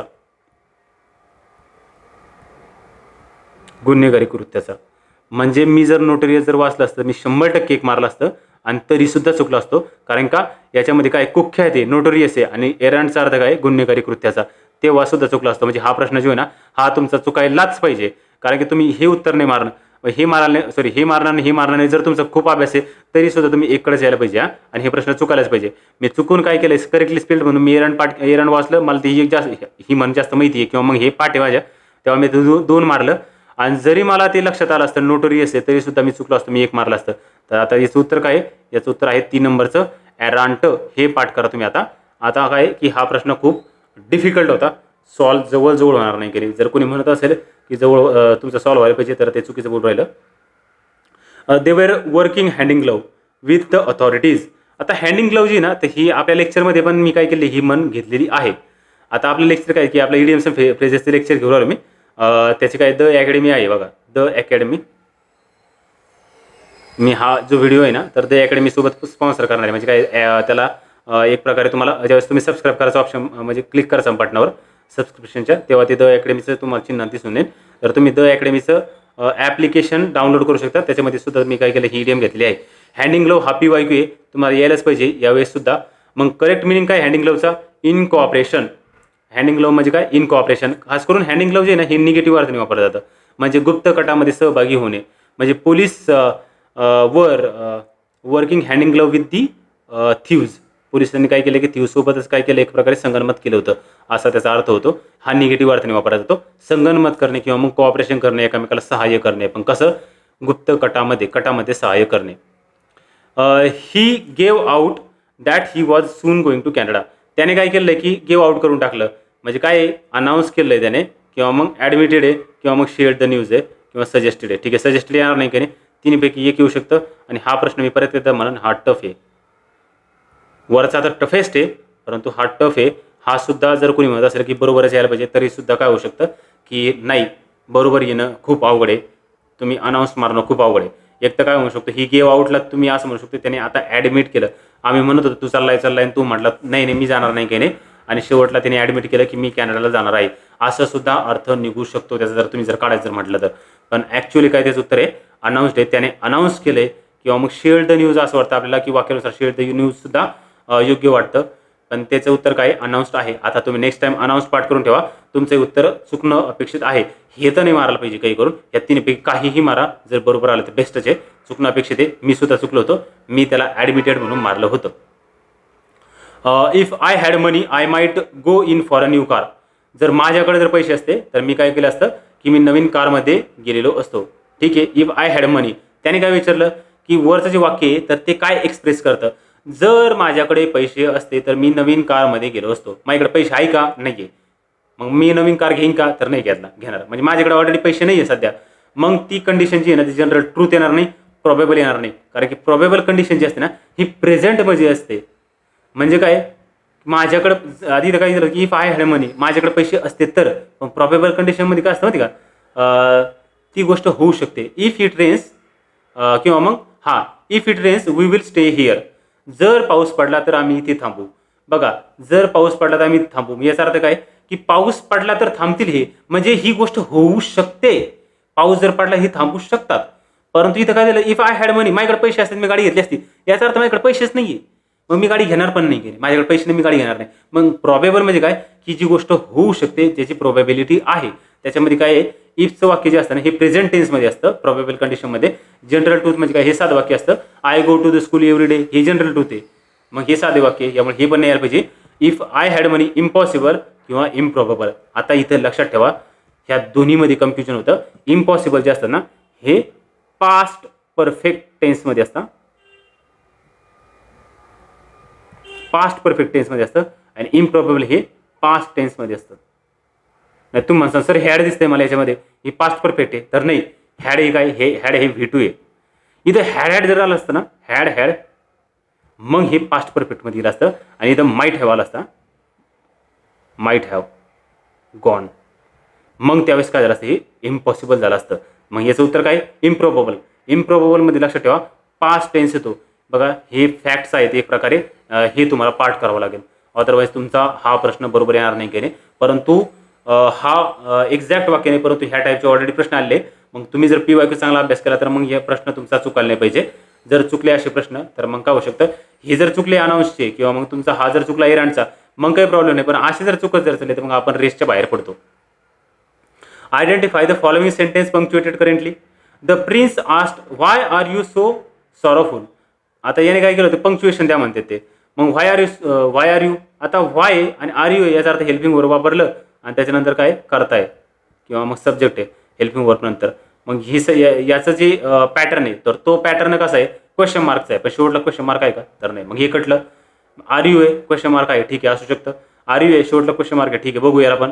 त्याच्यानंतर पुढचं काय, आर यू आहे, शेवटला क्वेश्चन मार्क नाही, कटलं. मग दोन तर कटले, क्वेश्चन मार्क यायला पाहिजे आपल्याला माहिती आहे, दोन कटले. इथं कॉमा इन्व्हर्टेड कॉमा, इथं डॅश आहे. मग आता आपल्याला माहिती आहे डायरेक्ट इनडायरेक्ट स्पीचमध्ये आपण काय केलं, डायरेक्ट स्पीचचे वाक्य कसे असतात, कॉमा इन्व्हर्टेड कॉममध्ये असते, म्हणजे सेकंड वाक्य काय तुमचं बरोबर आहे. He all his efforts to win over his adversary have ended in smoke. End in smoke म्हणजे काय करणे, एखादी गोष्ट एंड इन स्मोक झाली म्हणजे काय की काहीही भेटलेलं नाही तुम्हाला. आता परत एकदा जसं तुम्हाला ट्रम्पेट सांगितलं, याच्यामध्ये नाऊन काय, स्मोक, धूर म्हणू शकतो आपण त्याला, स्मोक. स्मोक काय करतं मग इथं, स्मोक नाही यायला पाहिजे. स्मोक म्हणजे काय, डार्क आहे म्हणजे काळं, काय करू ते, ते नाही यायला पाहिजे. म्हणजे सारखे शब्द पहिले तुम्ही कट करायचे, म्हणजे तुम्हाला जरी, म्हणजे हा सुद्धा PYQ आहे बरं का, पण जरी तुम्हाला माहीत नसतं तरी सुद्धा काय करायला पाहिजे, तुम्ही स्मोक कट करायला पाहिजे, आणि डार्कनेस कट करायला पाहिजे. मग आता काय, की त्याने काय विचारलं होतं की त्याने काय सांगितलं, वाक्य काय परत एकदा वाचू. All his efforts to win over his adversary have ended in smoke. मग एंडेड इन नथिंग ठीक आहे येऊ शकतं, आणि बिकेम रिझम फॉर ह्युमर हे सुद्धा येऊ शकतं. मग आपल्याला काय उत्तर की एंडेड इन नथिंग म्हणजे काय, स्मोक म्हणजे काय धूर, सगळा धूर निघाला म्हणतो आपण त्याला, म्हणजे काय काहीच लागलेलं नाही काही हातात. मग तुम्हाला धूरचा अर्थ किंवा त्याला कनेक्ट जर करता आलं ना की आपल्याकडे काहीच भेटलं नाही, काही नुसता धूर निघाला फक्त, मग काहीच लागलेलं नाही काही नाही, म्हणजे आपण लय तयारी केली परंतु आमचं नुसतं धूर निघाला, मग एंडेड इन नथिंग. मग त्याचं उत्तर काय 2 नंबरचं उत्तर आहे. परंतु 2 ऑप्शन कट व्हायला पाहिजे आपले, हा स्मोकचा आणि डार्कनेसचा. He doesn't have college education still he makes more money than most graduates. त्याच्याकडे काय आहे की कॉलेज एज्युकेशन वगैरे काही नाही आहे त्याच्याकडं, तरीसुद्धा तो काय करतो की बरेच जण जे ग्रॅज्युएट झाले त्याच्यापेक्षा जास्त कमाई करतो तरीसुद्धा. मग आता कॉन्सिक्वेन्स म्हणजे काय, परिणाम. मग आता याला वाक्यात ठेवून बघू आपण, परिणाम म्हणजे त्याच्याकडे कॉलेज डिग्री नाही आहे म्हणून त्याच्याकडे जास्त पैसे आहे का, हे होत नाही ना, याचं काही लॉजिकच लागत नाही काही. ॲडिशन, त्याच्याकडे कॉलेज डिग्री नाही आहे आणि आणखीन तो काय करतो की बाकीच्यापेक्षा जास्त पैसे कमाई करतो, हे सुद्धा वाक्यात तुम्हाला काय लागू होत नाही का नाही. त्याच्याकडे आता कॉन्ट्रास्ट म्हणजे काय, विरोधाभास. त्याच्याकडे कॉलेज डिग्री नाही आहे आणि त्याचा विरोधाभास बघा, तरीसुद्धा तो जास्त पैसे कमाई करतो. म्हणजे त्याच्याकडे एज्युकेशन नाही पण तरीसुद्धा काय करतो, तो पैसे जास्त जमा करतो किंवा कमाई करतो. मग हे उत्तर बरोबर आहे तुमचं, तरीसुद्धा. कारण का हे दोन्ही वाक्याचे काय एक प्रकारे कॉन्ट्रास्ट येतं, विरोधात येतं. कंक्लुजन म्हणजे काय करणे, निष्कर्ष काढणे. म्हणजे त्याच्याकडे कॉलेज डिग्री नाही म्हणून म्हणजे त्याचा निष्कर्ष काय निघन, तो जास्त पैसे कमाई करतो असं काही नसतं. मग त्यामुळे हे कटलं तुमचं, मग 3 नंबरचं उत्तर आहे. आणि हे विधान तुमचं काय म्हणजे हा प्रश्न तुमचा काय यायला पाहिजे, बरोबर यायला पाहिजे. Mary was the rightful successor to the English throne. आता सक्सेसरचा अर्थ त्याने विचारला होता, अर्थ म्हणण्यापेक्षा त्याने काय विचारलं, अँटोनिम. हे लक्षपूर्वक बघा बरं का, अँटोनिम. सक्सेसरचा सिनोनिम काय, इनहेरिटर. इनहेरिटर म्हणजे काय, तो इनहेरिट करणारा, किंवा मग आपण असं म्हणू शकतो वंशज म्हणू शकतो त्याला, इनहेरिटर. हा सिनोनिम झाला. मग हे नाही यायला पाहिजे, सिनोनिम आहे, हे नाही यायला पाहिजे. प्रीडिसेसर, प्रीडिसेसर जो असतो ना हा पूर्वज असतो, आणि सक्सेसर जो असतो ना हा वंशज असतो. हा येतो अँटोनिम, हा येतो. एजिटेटर, एजिटेट करणे म्हणजे काय, आंदोलन करणारा. एजिटेट करणे म्हणजे आंदोलन करणे, आणि एजिटेटर OR लागला म्हणजे काय, नारा लागला त्याला, आंदोलन करणारा. एजिटेटर म्हणजे काय, आंदोलन करणारा. आणि सपोर्टर म्हणजे काय, तो सपोर्ट करतो किंवा मग तुमच्या सोबत असतो, सोबत असणारा. हे नाही यायला पाहिजे. मग याचं उत्तर काय यायला पाहिजे तुमचं, प्रिडेसेसर म्हणजे सक्सेसरच्या विरोधात आहे. आता नेक्स्ट टाइम लक्षात ठेवा तुम्ही, याचं उत्तर तुम्हाला हे माहीत नसणार, कट ऑप्शन उत्तर निघत आहे याचं. म्हणजे त्यावेळेस तुम्ही असं नाही म्हणू शकत की सर उत्तरच निघलं नाही काही, कट ऑप्शन निघू शकतं. Wise enemy is better than foolish friend. आता wise enemy is better than foolish friend हे वाक्यामध्ये काहीतरी कमतरता दिसते. त्यांनी विचारलं आपलं करेक्ट सेंटेन्स कोणतं आहे, अ वाईज एनिमी असतं बरं का, लक्षात ठेवा तुम्ही, a wise enemy is better than a foolish friend. त्याच्यामध्ये काय केलं आहे त्यांनी आर्टिकल गाळलेले आहे, त्यामुळे हे विधान कटलं. Houses are made of the brick and the cement. आता याच्यामध्ये काय, ब्रिक काय बरं, ब्रिक आणि सिमेंट हे मटेरियल नाऊन आहे तुमचं, मटेरियल नाऊन. आणि मटेरियल नाऊन सोबत आर्टिकल येतं गो, तर नाही येत.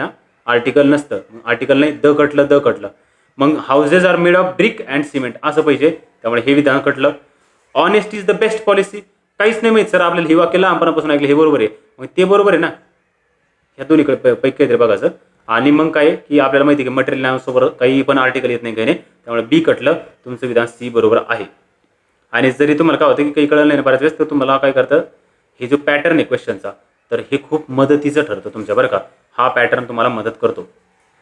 Select the correctly punctuated sentence from the following alternative. How many r's are there in referred, I asked. म्हणजे रेफर्डमध्ये किती आर आहे असं मी त्याला विचारलं.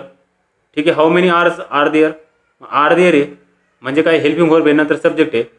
मग याचा अर्थ शेवटला काय पाहिजे होतं, क्वेश्चन मार्क पाहिजे होता. आहे क्वेश्चन मार्क कुठं, कोणत्याच वाक्यामध्ये नाही, कटलं आहे. How many r's are there in referred, I asked. ठीक आहे, हे येऊ शकतं, याच्यामध्ये क्वेश्चन मार्क येतो या वाक्यामध्ये, येऊ शकतं हे. How many r's are there in referred, I asked. इथं बघा तुम्हाला हे नाही कळलं तुम्हाला सर की आर्स प्लुरल कसं होतं आम्हाला माहितीच नाही काय, हे पण होऊ शकतं असं वाटतं तुम्हाला, नाही कळलं, बाय चान्स नाही कळलं, ठीक आहे.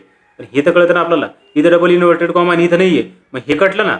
मग हाऊ मेनी आर्स परत येतं काय, आता तुमचं हा तर प्रश्न काढला की सर आरचं प्लुरल काय, ॲपोस्ट्रोफी एस असतं. हे तर तुम्हाला आता काही नेमकं याच्यानुसार कळून गेलं, हे तर कटलं. मग how many r's are then in referred I asked, इथं कडून क्वेश्चन मार्क, इथं सुद्धा नाही, मग हे पण कटलं. नंबर 2चं उत्तर तुमचं आहे. आता लक्षात ठेवा तुम्ही की जो काही वैयक्तिक लहान अक्षरांचे अनेक वचन जर करायचं तुम्हाला, वैयक्तिक आहे म्हणजे ABCD हे वैयक्तिक झाले, आर सुद्धा काय वैयक्तिक आहे, यांचं अनेक वचन जर करायचं असेल ना तर ॲपॉस्ट्रोफी एस दिले जातात. तुम्ही त्याला मग काय करायचं की या आरला काय करायचं, स्टार मारून ठेवा, ते लक्षात ठेवा तुम्ही. नेक्स्ट टाइम जर आलं तर त्याच्यामध्ये तुम्ही आता कन्फ्युजन क्रिएट नाही करायला पाहिजे. The meaning property inherited from ones father or ancestor is substituted correctly by the word. आता प्रॉपर्टी इनहेरिट केली आहे एखाद्याचे म्हणजे वडिलाकडून किंवा मग ॲन्सेस्टरकडून, त्याला काय म्हटलं जातं, ॲलिमनी जी असते ना ती नवऱ्याकडून घेतली जाते. त्याला आपण पोडकी म्हणतो. पोडकी म्हणजे काय, नवऱ्याकडून, म्हणजे ज्यावेळेस सेपरेट होतात ना महिला तर त्यावेळेस ते काय करतात, नवऱ्याकडून ॲलिमनी घेतात. मग ॲलिमनी पोडकी आहे ते लिहून ठेवा. हेरिडेटरी, आता हेरिडेटरी जे असतात ना तर याचं म्हणतो अनुवंशिक. प्रॉपर्टी जी असतात ना हेरिडेटरी भेटत नसते, अनुवंशिक नाही भेटत. ती अनुवंशिक तुम्हाला गुण भेटत असतात. मग याने प्रॉपर्टी विचारलेली आहे आणि ती पण कोणाकडून भेटते की वडिलाकडून भेटते. मग पॅट्रिमनी, बघा पॅट्रीचा अर्थच काय होतो, फादर, आणि मॅट्रीचा अर्थ काय होतो, मदर. आणि पॅट्रीचा अर्थ होतो फादर आणि मॅट्रीचा अर्थ होतो मदर. मग ती प्रॉपर्टी कोणाकडून भेटली, बापाकडून भेटली, म्हणजे पॅट्रिमनी. जर ऐकून भेटली असते तर काय मॅट्रिमनी झालं असतं. ॲक्च्युली ऐकून म्हणण्यापेक्षा हे मॅट्रिमनीचा अर्थ वेगळा आहे. ॲक्च्युली मॅट्रीचा अर्थ होतो मदर, पण मॅट्रिमनीचा अर्थ वेगळा आहे. ह्या मॅट्रिमनीचा अर्थ होतो विवाह संस्था. म्हणजे मॅट्रीचा अर्थ मदर होतो, परंतु इथं ते विवाह संस्था आहे. मॅट्रिमनीचा अर्थ आणि पॅट्रिमनीचा अर्थ वेगवेगळा आहे. मी थोडंसं ते सांगितलं तुम्हाला, परंतु याचा अर्थ होतो विवाह संस्था. मॅट्रिमनीचे ॲड्स असतात बघा, काय म्हणतात त्याला की XYZ कम्युनिटीचं आहे, तर मग तुम्ही ह्या मॅट्रिमनी वेबसाईटवर जायला पाहिजे. मग ते काय केलं की तुम्हाला तुमच्या कम्युनिटीचा वर किंवा वधू भेटून जाईल तुम्हाला. पॅट्रिमनी म्हणजे काय, फादर किंवा मग वडिलांकडून भेटलेली तुम्हाला संपत्ती, इनहेरिट केलेली संपत्ती. 3 नंबरचं ऑप्शनचं उत्तर त्याचं 3 number. The noun pronoun noun phrase which follows and dash dash verb is called its object. काय वापरला शब्द ऑब्जेक्ट, म्हणजे कर्म. नाऊन प्रोनाऊन किंवा नाऊन फ्रेज काय करतात की त्यांचं जे वर्ब आहे तर ते कर्माला फॉलो करतं. मग त्याला काय म्हटलं जातं, मग त्याला मराठीत जर आलं ना तर मराठीत विचारलं तर सगळे पूर्वमध्ये सर त्याला सहकर्मक म्हटलं जातं. मग मराठीमध्ये सहकर्मक, इंग्लिशमध्ये काय, ते इंग्लिशमध्ये ट्रान्झिटिव्ह असतं. आपण जस्ट बघितलं ट्रान्झिटिव्ह इंट्रान्झिटिव्हवर 2 प्रश्न आले बरं का. मग हा काय ट्रान्झिटिव्ह सहकर्मक, आणि हे इंट्रान्झिटिव्ह काय, हे अकर्मक. याला कर्माची गरज नसते, याला कर्माची गरज असते, ऑब्जेक्ट आहे म्हणून ट्रान्झिटिव्ह. 2 नंबरचं उत्तर. स्ट्रॉंग आणि विकास काही नसतं, हे बंकस ऑप्शन आहे, द्यायचे म्हणून द्यायचे. She handed me a bunch of flowers. तिने काय केलं आहे की माझ्याकडे बंच ऑफ फ्लावर्स दिलेले आहे. मग आता त्याने विचारलं की करेक्ट पॅसिव्ह व्हॉइस का असू शकते. She handed me a bunch of flowers. मग a bunch of flowers was handed to me. त्याने काय विचारलं, पॅसिव्ह व्हॉइस कोणते ते, 85 उत्तर. A bunch of flowers was handed to me. ठीक आहे, असू शकतं. बाय हर आलं असतं, जास्त योग्य राहिलं असतं. I was handed a bunch of flowers bye her. I was handed bunch of flowers bye हर. ठीक आहे, असू शकतं. अ bunch of flowers were handed to me. हे जास्त योग्य वाटतं. अ बंच ऑफ फ्लावर्स काय की वर हँडेड टू मी. ॲक्च्युली याच्यामध्ये दोन्हीमध्ये फरक आहे, वॉजचा फरक आहे ॲक्च्युली.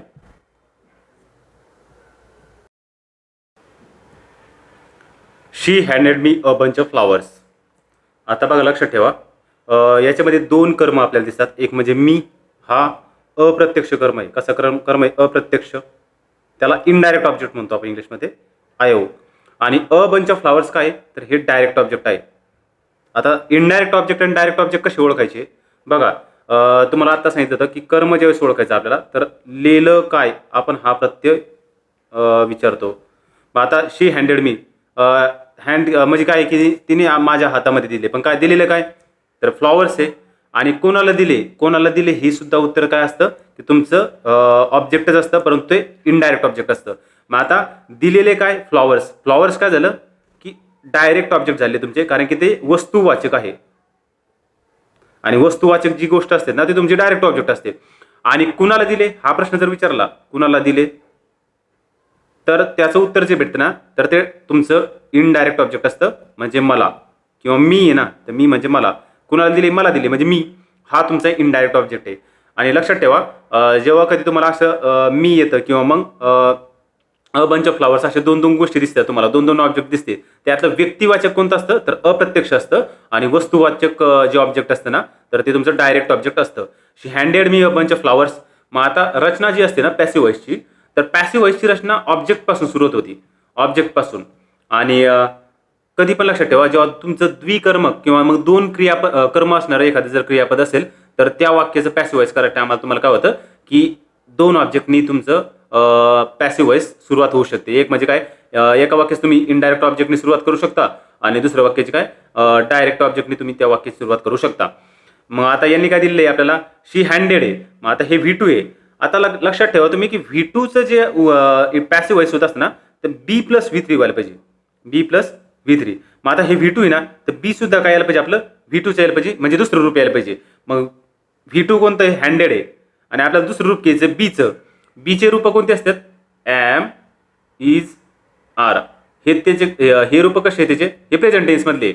आणि वॉज वेअर कसे, वॉज वेअर हे त्याचे रूप कोणते, पास्ट टेन्स मधले. मग आपल्याला बीचं कोणतं रूप घ्यायचं, पास्ट मधले घ्यायचं, म्हणजे वॉज किंवा वेअर यायला पाहिजे.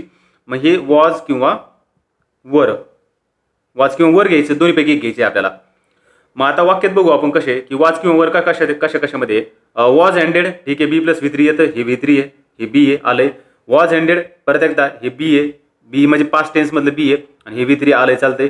वर हँडेड हे सुद्धा चालतंय, इथं बी आहे. आता वेअरचं रूप आहे ते, म्हणजे बीचं रूप पास्ट टेन्स मधलं, आणि हँडेड हे V3 आहे, हे पण चालतं.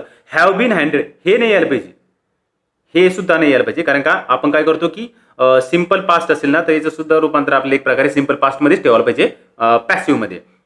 मग आता डी कटलं तुमचं, डी हे ऑप्शन कटलंय.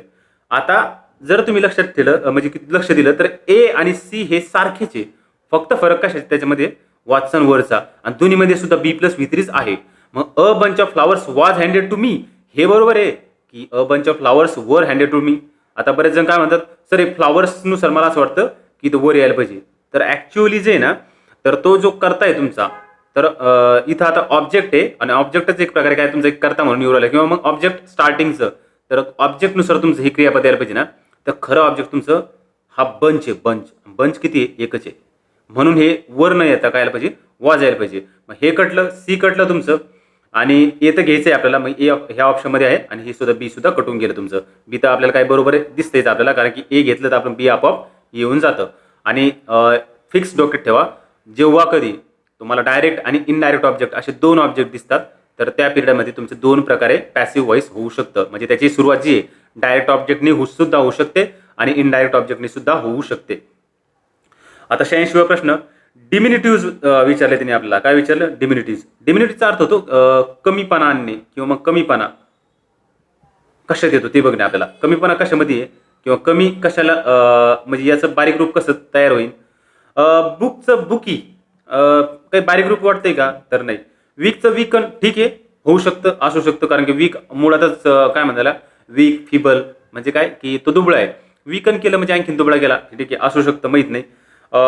बुकिश हा परत एकदा काय पुस्तक वाचणारच आहे. वीकनेस ठीक आहे, माहीत नाही, पण पुस्तक वाचणारा काय तुम्हाला बारीक झालेलं दिसत नाही काही नाही. बुकर ठीक आहे, बुकर काही नाही, बुकर प्राईज असतं फक्त, एक बुकर नाही यायला पाहिजे. आणि विकेड असं काही शब्द नसतो, विकेड नका करू तुम्ही. बुकलेट, आता तुम्ही जर बघितलं ना तर बुकलेटला जर लेट जर लावून बघितलं ना तर जेव्हा कधी तुम्हाला क्लासेसवाले म्हणतात तुम्हाला बुकलेट प्रोव्हाइड करेल, तर मोठं पुस्तक नसतं ते, कधीच एकदम छोटं बारीक बुकलेट असतं. आणि बुकलेट कसं असतं, बारीक असतं. आणि वीकलिंग, आता वीकलिंग जे आहे ना तर याचा अर्थ सुद्धा काय होतो की कमी करणे किंवा मग वीक करणे, हा सुद्धा अर्थ होतो. मग डिमिनिटिव्हमध्ये काय येईल तुमचं, बुकलेट आणि वीकलिंग हे दोन शब्द येतील. आता हा प्रश्न जो आहे ना तर मी याला मीडियम टू टफ कॅटेगरीमध्ये ठेवून, म्हणजे असं नाही की तुमचा बरोबरच यायला पाहिजे, तर बऱ्याच वेळेस तुमचा चुकू सुद्धा शकतो हा प्रश्न आहे. 87, the girl which is standing near the counter is a television actress. आता द गर्ल त्यांनी काय विचारलं, विच. बघा, ज्यावेळेस तुम्हाला कधी रिलेटिव्ह प्रोनाउन वापरायचं आहे तुम्हाला, तर त्या टायमाला जर इथं व्यक्ती जर असेल तर हू यायला पाहिजे. इथं विच ऐवजी काय पाहिजे, हू पाहिजे. आणि विच घ्यायचं असेल तर विच ऐवजी मग गर्लच्या ऐवजी तुम्हाला काय पाहिजे, तिथं वस्तू पाहिजे, वस्तू किंवा निर्जीव गोष्ट पाहिजे. मग इथं वस्तू किंवा निर्जीव गोष्ट पाहिजे. मग इथं विच आलं असतं कधी तर निर्जीव गोष्ट असेल तर गर्ल काय ही लाईव्ह आहे किंवा मग सजीव आहे, म्हणून हू यायला पाहिजे. The table which we brought yesterday is made of teak wood. आम्ही जो टेबल घेतला होता तो कसा टीक वूडचा बनलेला आहे. मग आता द टेबल विच, आता टेबल काय निर्जीव आहे, मग विच चालतंय का, तर हो चालतंय.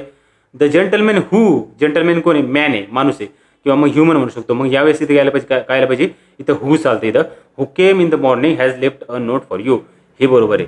मग आता त्याने काय दिलंय की आपल्याला ए चुकीचं आहे, ए चुकलं, बी सी बरोबर आहे. Choose the word group spelled correctly.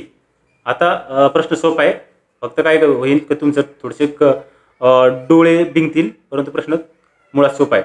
Drought बरोबर आहे का, तर ड्रॉट बरोबर आहे. रेस्टॉरंट, रेस्टॉरंट नाही ॲक्च्युली, रेस्टॉरंट आहे. मी असं पाठ केलं आहे, रेस्तावरंट, RANT, रेस्तावरंट असं पाठ केलं आहे. मग हे कटलं, मला कळलं की रेस्टॉरंट असं नाही आहे, चुकीचं आहे. ॲक्सेसिबल बरोबर आहे. गॅरंटी, गॅरंटी जे आहे ना, गावरंटी नसते, गॅरंटी आहे. मग GUA असतं त्याच्यामध्ये, GUA RANTEE, guarantee, RANTEE, guarantee, ही गॅरंटी. याला काय, गॅरंटी म्हणजे गॉरंटी सुद्धा तुम्ही पाठ करू शकतात, गॉरंटी म्हणून पाठ करा. मी तसंच पाठ केल्यामुळे स्पेलिंग माझ्या पाठ झाली. ट्रूली, ट्रूची स्पेलिंग ही आहे, परंतु ज्यावेळेस तुम्ही LY लावता ना, तर ट्रूली LY असं लागतं, ट्रूली, म्हणून हे कटलं. आणि हे खूप मायनर आहे बरं का, हे कळणार नाही बऱ्याच. ट्रूली. ब्रेव्हिटी, ठीक आहे, ब्रेव्हिटी. मग ट्रूली नाही कळलं तर ब्रेव्हिटी कळतं आपल्याला, ब्रेव्हिटी बरोबर आहे. अचीव, हे तुम्हाला यायला पाहिजे. जरी ट्रूली नाही कळलं ना, तर अचीवची जी स्पेलिंग आहे ना, ACHIEVE, शेवटचं जे हे ई आहे ना, आय आणि व्हीच्या मधलं हे ई काढलेलं आहे त्यांनी, मग अचीवची स्पेलिंग काढली तुमची. नेबर बरोबर आहे, NEIGHBOUR, neighbour. Light, fight, height, might.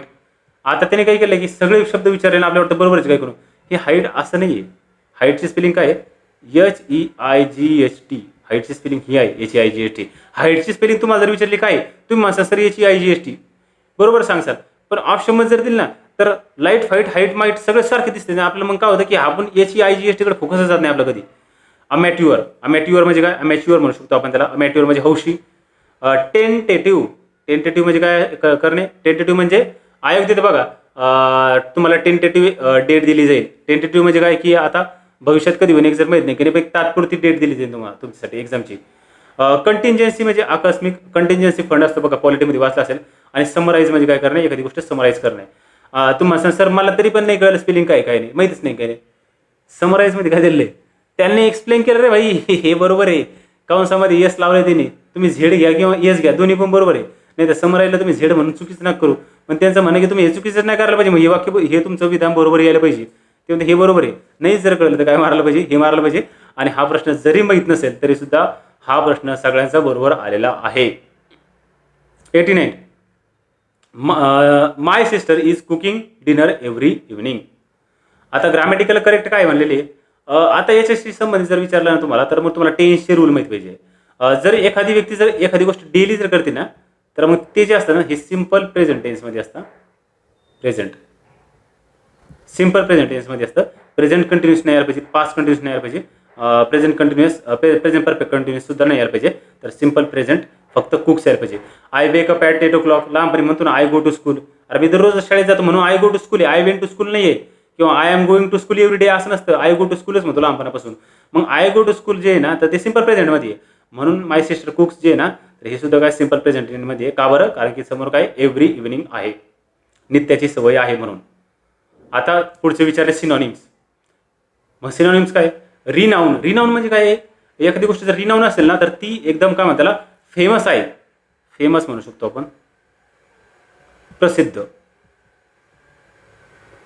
रिनाऊन आहे. जसं नोटोरियस काय, कुख्यात आहे, ते पण फेमस आहे पण निगेटिव्ह अर्थाने, मग कुख्यात म्हणतो आपण त्याला. मग रिनाऊन म्हणजे फेमस आहे. मग सिनोनिम काय, फेम. सिनोनिम काय, फेम आहे, फेमपासून फेमस. श्रूड म्हणजे कनिंग आहे. श्रूड म्हणजे काय, कनिंग आहे. श्रूड जे असतात ना, त्याचा अर्थ होतो धूर्त. मग कनिंग म्हणजे काय, धूर्त आहे.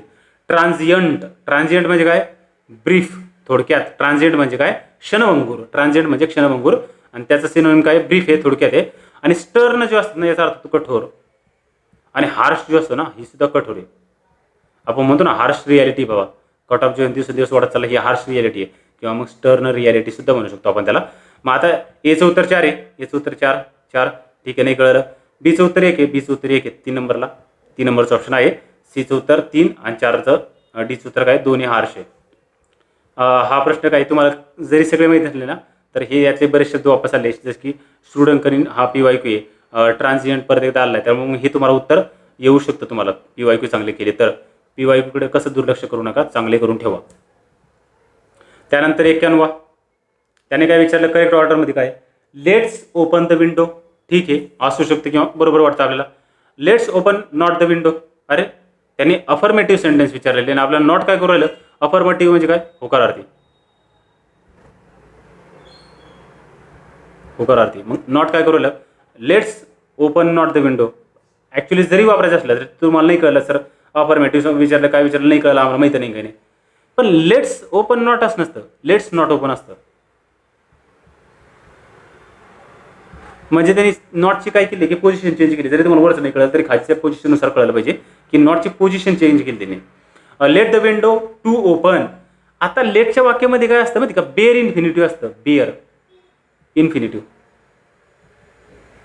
हे लक्षात ठेवा तुम्ही, बेअर इन्फिनिटिव्ह असतं. बेअर इन्फिनिटिव्ह जे असतं ना त्याच्यामध्ये टू नसतो, इन्फिनिटिव्ह आहे परंतु टू नाही आहे. मग आता टू नाही पाहिजे, मग हे वाक्य कसं पाहिजे तुमचं, हे वाक्य तुमचं दोन अर्थाने पाहिजे. म्हणजे late the window be open किंवा बी ओपन, ईडी लागलं पाहिजे किंवा मग बी ओपन. म्हणजे काय की late the window be open म्हणजे काय, विंडो तू काय कर, उघडी कर, असा अर्थ होईल त्याचा. Late the window be open म्हणजे काय, विंडो उघडी करून ठेव. आणि late the window be open म्हणजे काय, उघडलेली खिडकी आता तिला उघडच राहून दी, मग बी ओपन हे सुद्धा येऊ शकतं. पण याच्यामध्ये टू नाही यायला पाहिजे. बेअर इन्फिनिटिव्ह काय होतं, लेटच्या वाक्यामध्ये बेअर इन्फिनिटिव्ह येतं, टू येत नाही. हा नियम तुम्ही काय करा, तिथे लिहून ठेवा. इथे बेअर इन्फिनिटिव्ह येईल, एक तर ओपन येईल किंवा मग बी ओपन येईल, हे लक्षात ठेवा तुम्ही. We shall open the window to let. आता काय केलं जातं, हे टू लेटच त्यांनी पोझिशन चेंज करून टाकले, हे पण सुद्धा चुकीचं आहे. तर विधान काय आहे, तर एक नंबरचं बरोबर आहे. एक नंबरचं म्हणजे एक नंबरला नाही तर ते दोन नंबरला ए मध्ये आहे, दोन नंबरच्या ऑप्शनमध्ये ए ओनली, हे बरोबर आहे. त्यानंतर काय पुढचं विचारलं, लाईव्हली. लाईव्हलीच काय विचारा त्यांनी, अपोजिट मिनिंग विचारलं आहे. लाईव्हली म्हणजे काय, एनर्जेटिक आहे. आणि डल म्हणजे काय, डल आहे सध्या खूप लेझी. डल म्हणजे काय, एकदम डल राहतो बघा आपण, लाईव्हली राहत नाही काही, मग डल आहे, हा सोपा आहे. ओपेक म्हणजे काय असतं, ओपेक म्हणजे अपारदर्शक, हे नाही यायला पाहिजे. अनक्लिअर म्हणजे अपारदर्शक, दोन्ही सेमच आहे, मग दोन्ही ऑप्शन कटले. अनरिअल म्हणजे जे खोटारडा आहे, रिअल नाही काही नाही. मग लाईव्हली म्हणजे काय, त्याच्या लाईव्हलीच्या विरोधात काय, डल आहे.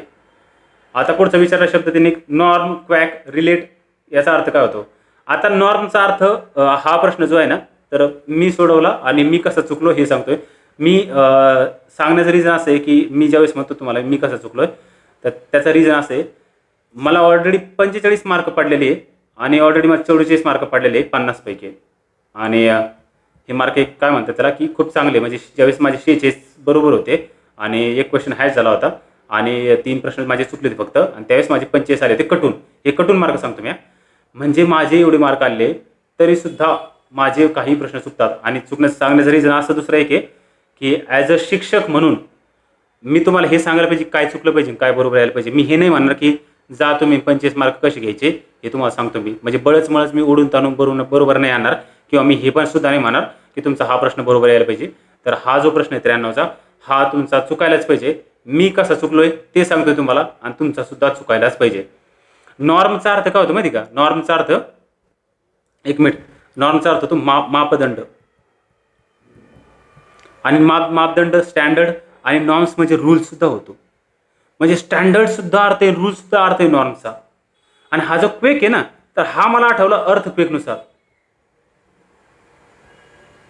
मला माहिती आहे अर्थक्वेक म्हणजे अर्थ हलती, क्वेक म्हणजे हलणे, आणि अर्थ म्हणजे काय, जमीन. मग पृथ्वी हलणे म्हणजे अर्थक्वेक आहे, मग याला शेक होतो. पण दोन्ही ऑप्शनमध्ये शेक आहे, काही ऑप्शन म्हणजे काही कटानाच.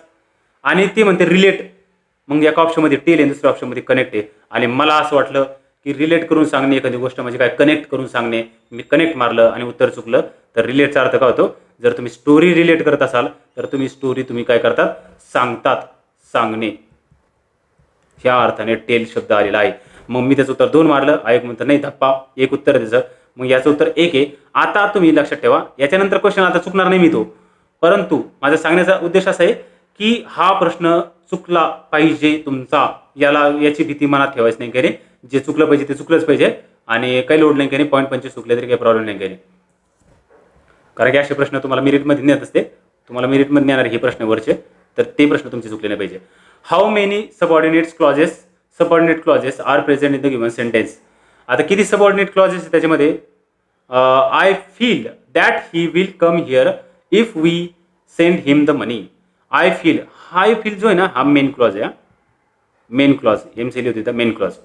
That he will come here, बघा दॅटनी वाक्य लागलं आणि हा मेन क्लॉज आहे आणि वर्ब नंतर दॅट लागलंय तर हा नाऊन क्लॉज बनत असतो. नाऊन क्लॉज काय एक प्रकारे सबऑर्डिनेट क्लॉजच आहे.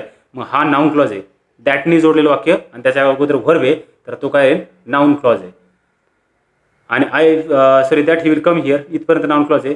इफने वाक्य जोडलं याचा अर्थ इथं पण काय ते क्लॉज असू शकतो. वी सेंड हिम द मनी, जर आम्ही त्याला मनी पाठवली तर हा काय ॲडवर्ब क्लॉज आहे. ॲडवर्ब ते लिहून ठेवा. ॲडवर्ब क्लॉज ऑफ कसा? कंडिशन. का बरं कंडिशन? कारण की इफ लावले म्हणून कंडिशन. मग याच्यामध्ये किती क्लॉजेस आहे? 1, 2. पण कोणते क्लॉजेस आहेत? सबऑर्डिनेट क्लॉजेस विचारले म्हणून 2 आहे. तसं जर बघितलं तर हा मेन क्लॉज आहे पण सबऑर्डिनेट किती आहे? 2 आहे. मग 1, 2 ऑप्शन नंबर 4 मध्ये आहे. 1, 2. Children screamed in horror. Scream करणे म्हणजे काय करणे? ओरडणे. आणि त्यांनी कशात ओरडलं? एकदम भीतीमध्ये किंवा भीतीदायक वातावरणामध्ये त्यांनी काय केलंय? ओरडलेले आहेत. मग आयडेंटिफाय द करेक्ट मिनिंग काय त्याचं कॉन्टेक्स्टनुसार? डिलाइटेड. आता हे हॉररमध्ये ओरडले. हॉरर म्हणजे काय? भीतीदायक. हॉरर मूवीज असतात ना.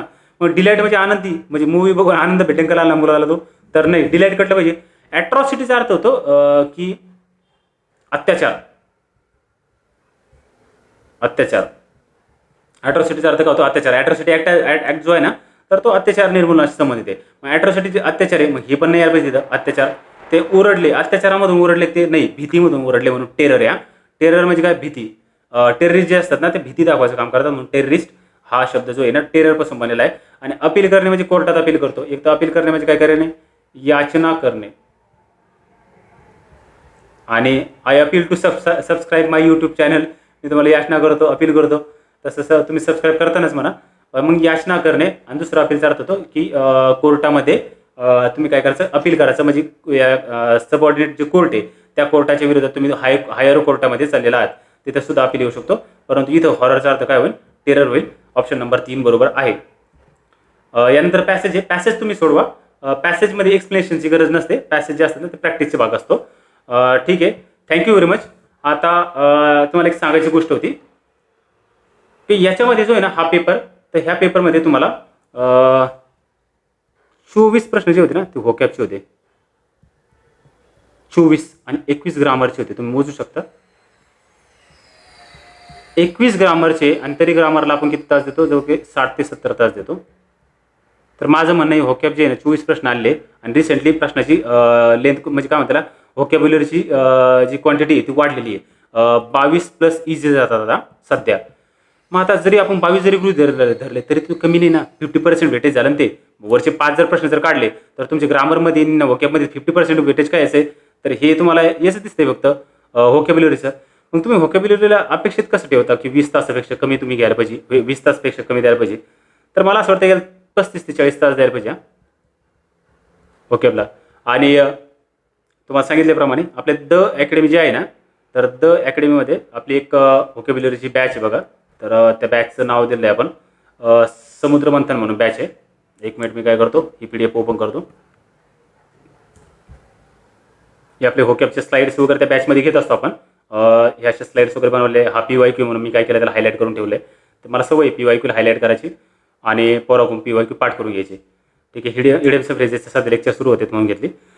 आता व्होकॅबला किती प्रश्न आले? 24.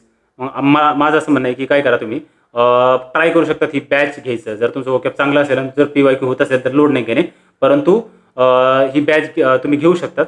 द अकॅडमीवर काय आहे तर हे तुम्हाला बॅच दिसेल आणि द अकॅडमीचं तुम्ही हे सुद्धा करू शकतात. प्ले स्टोअरवर जाऊ शकतात आणि ते ॲप्लिकेशन डाउनलोड करू शकतात. तसं मी तुम्हाला डिस्क्रिप्शन बॉक्समध्ये सांगेन द अकॅडमी.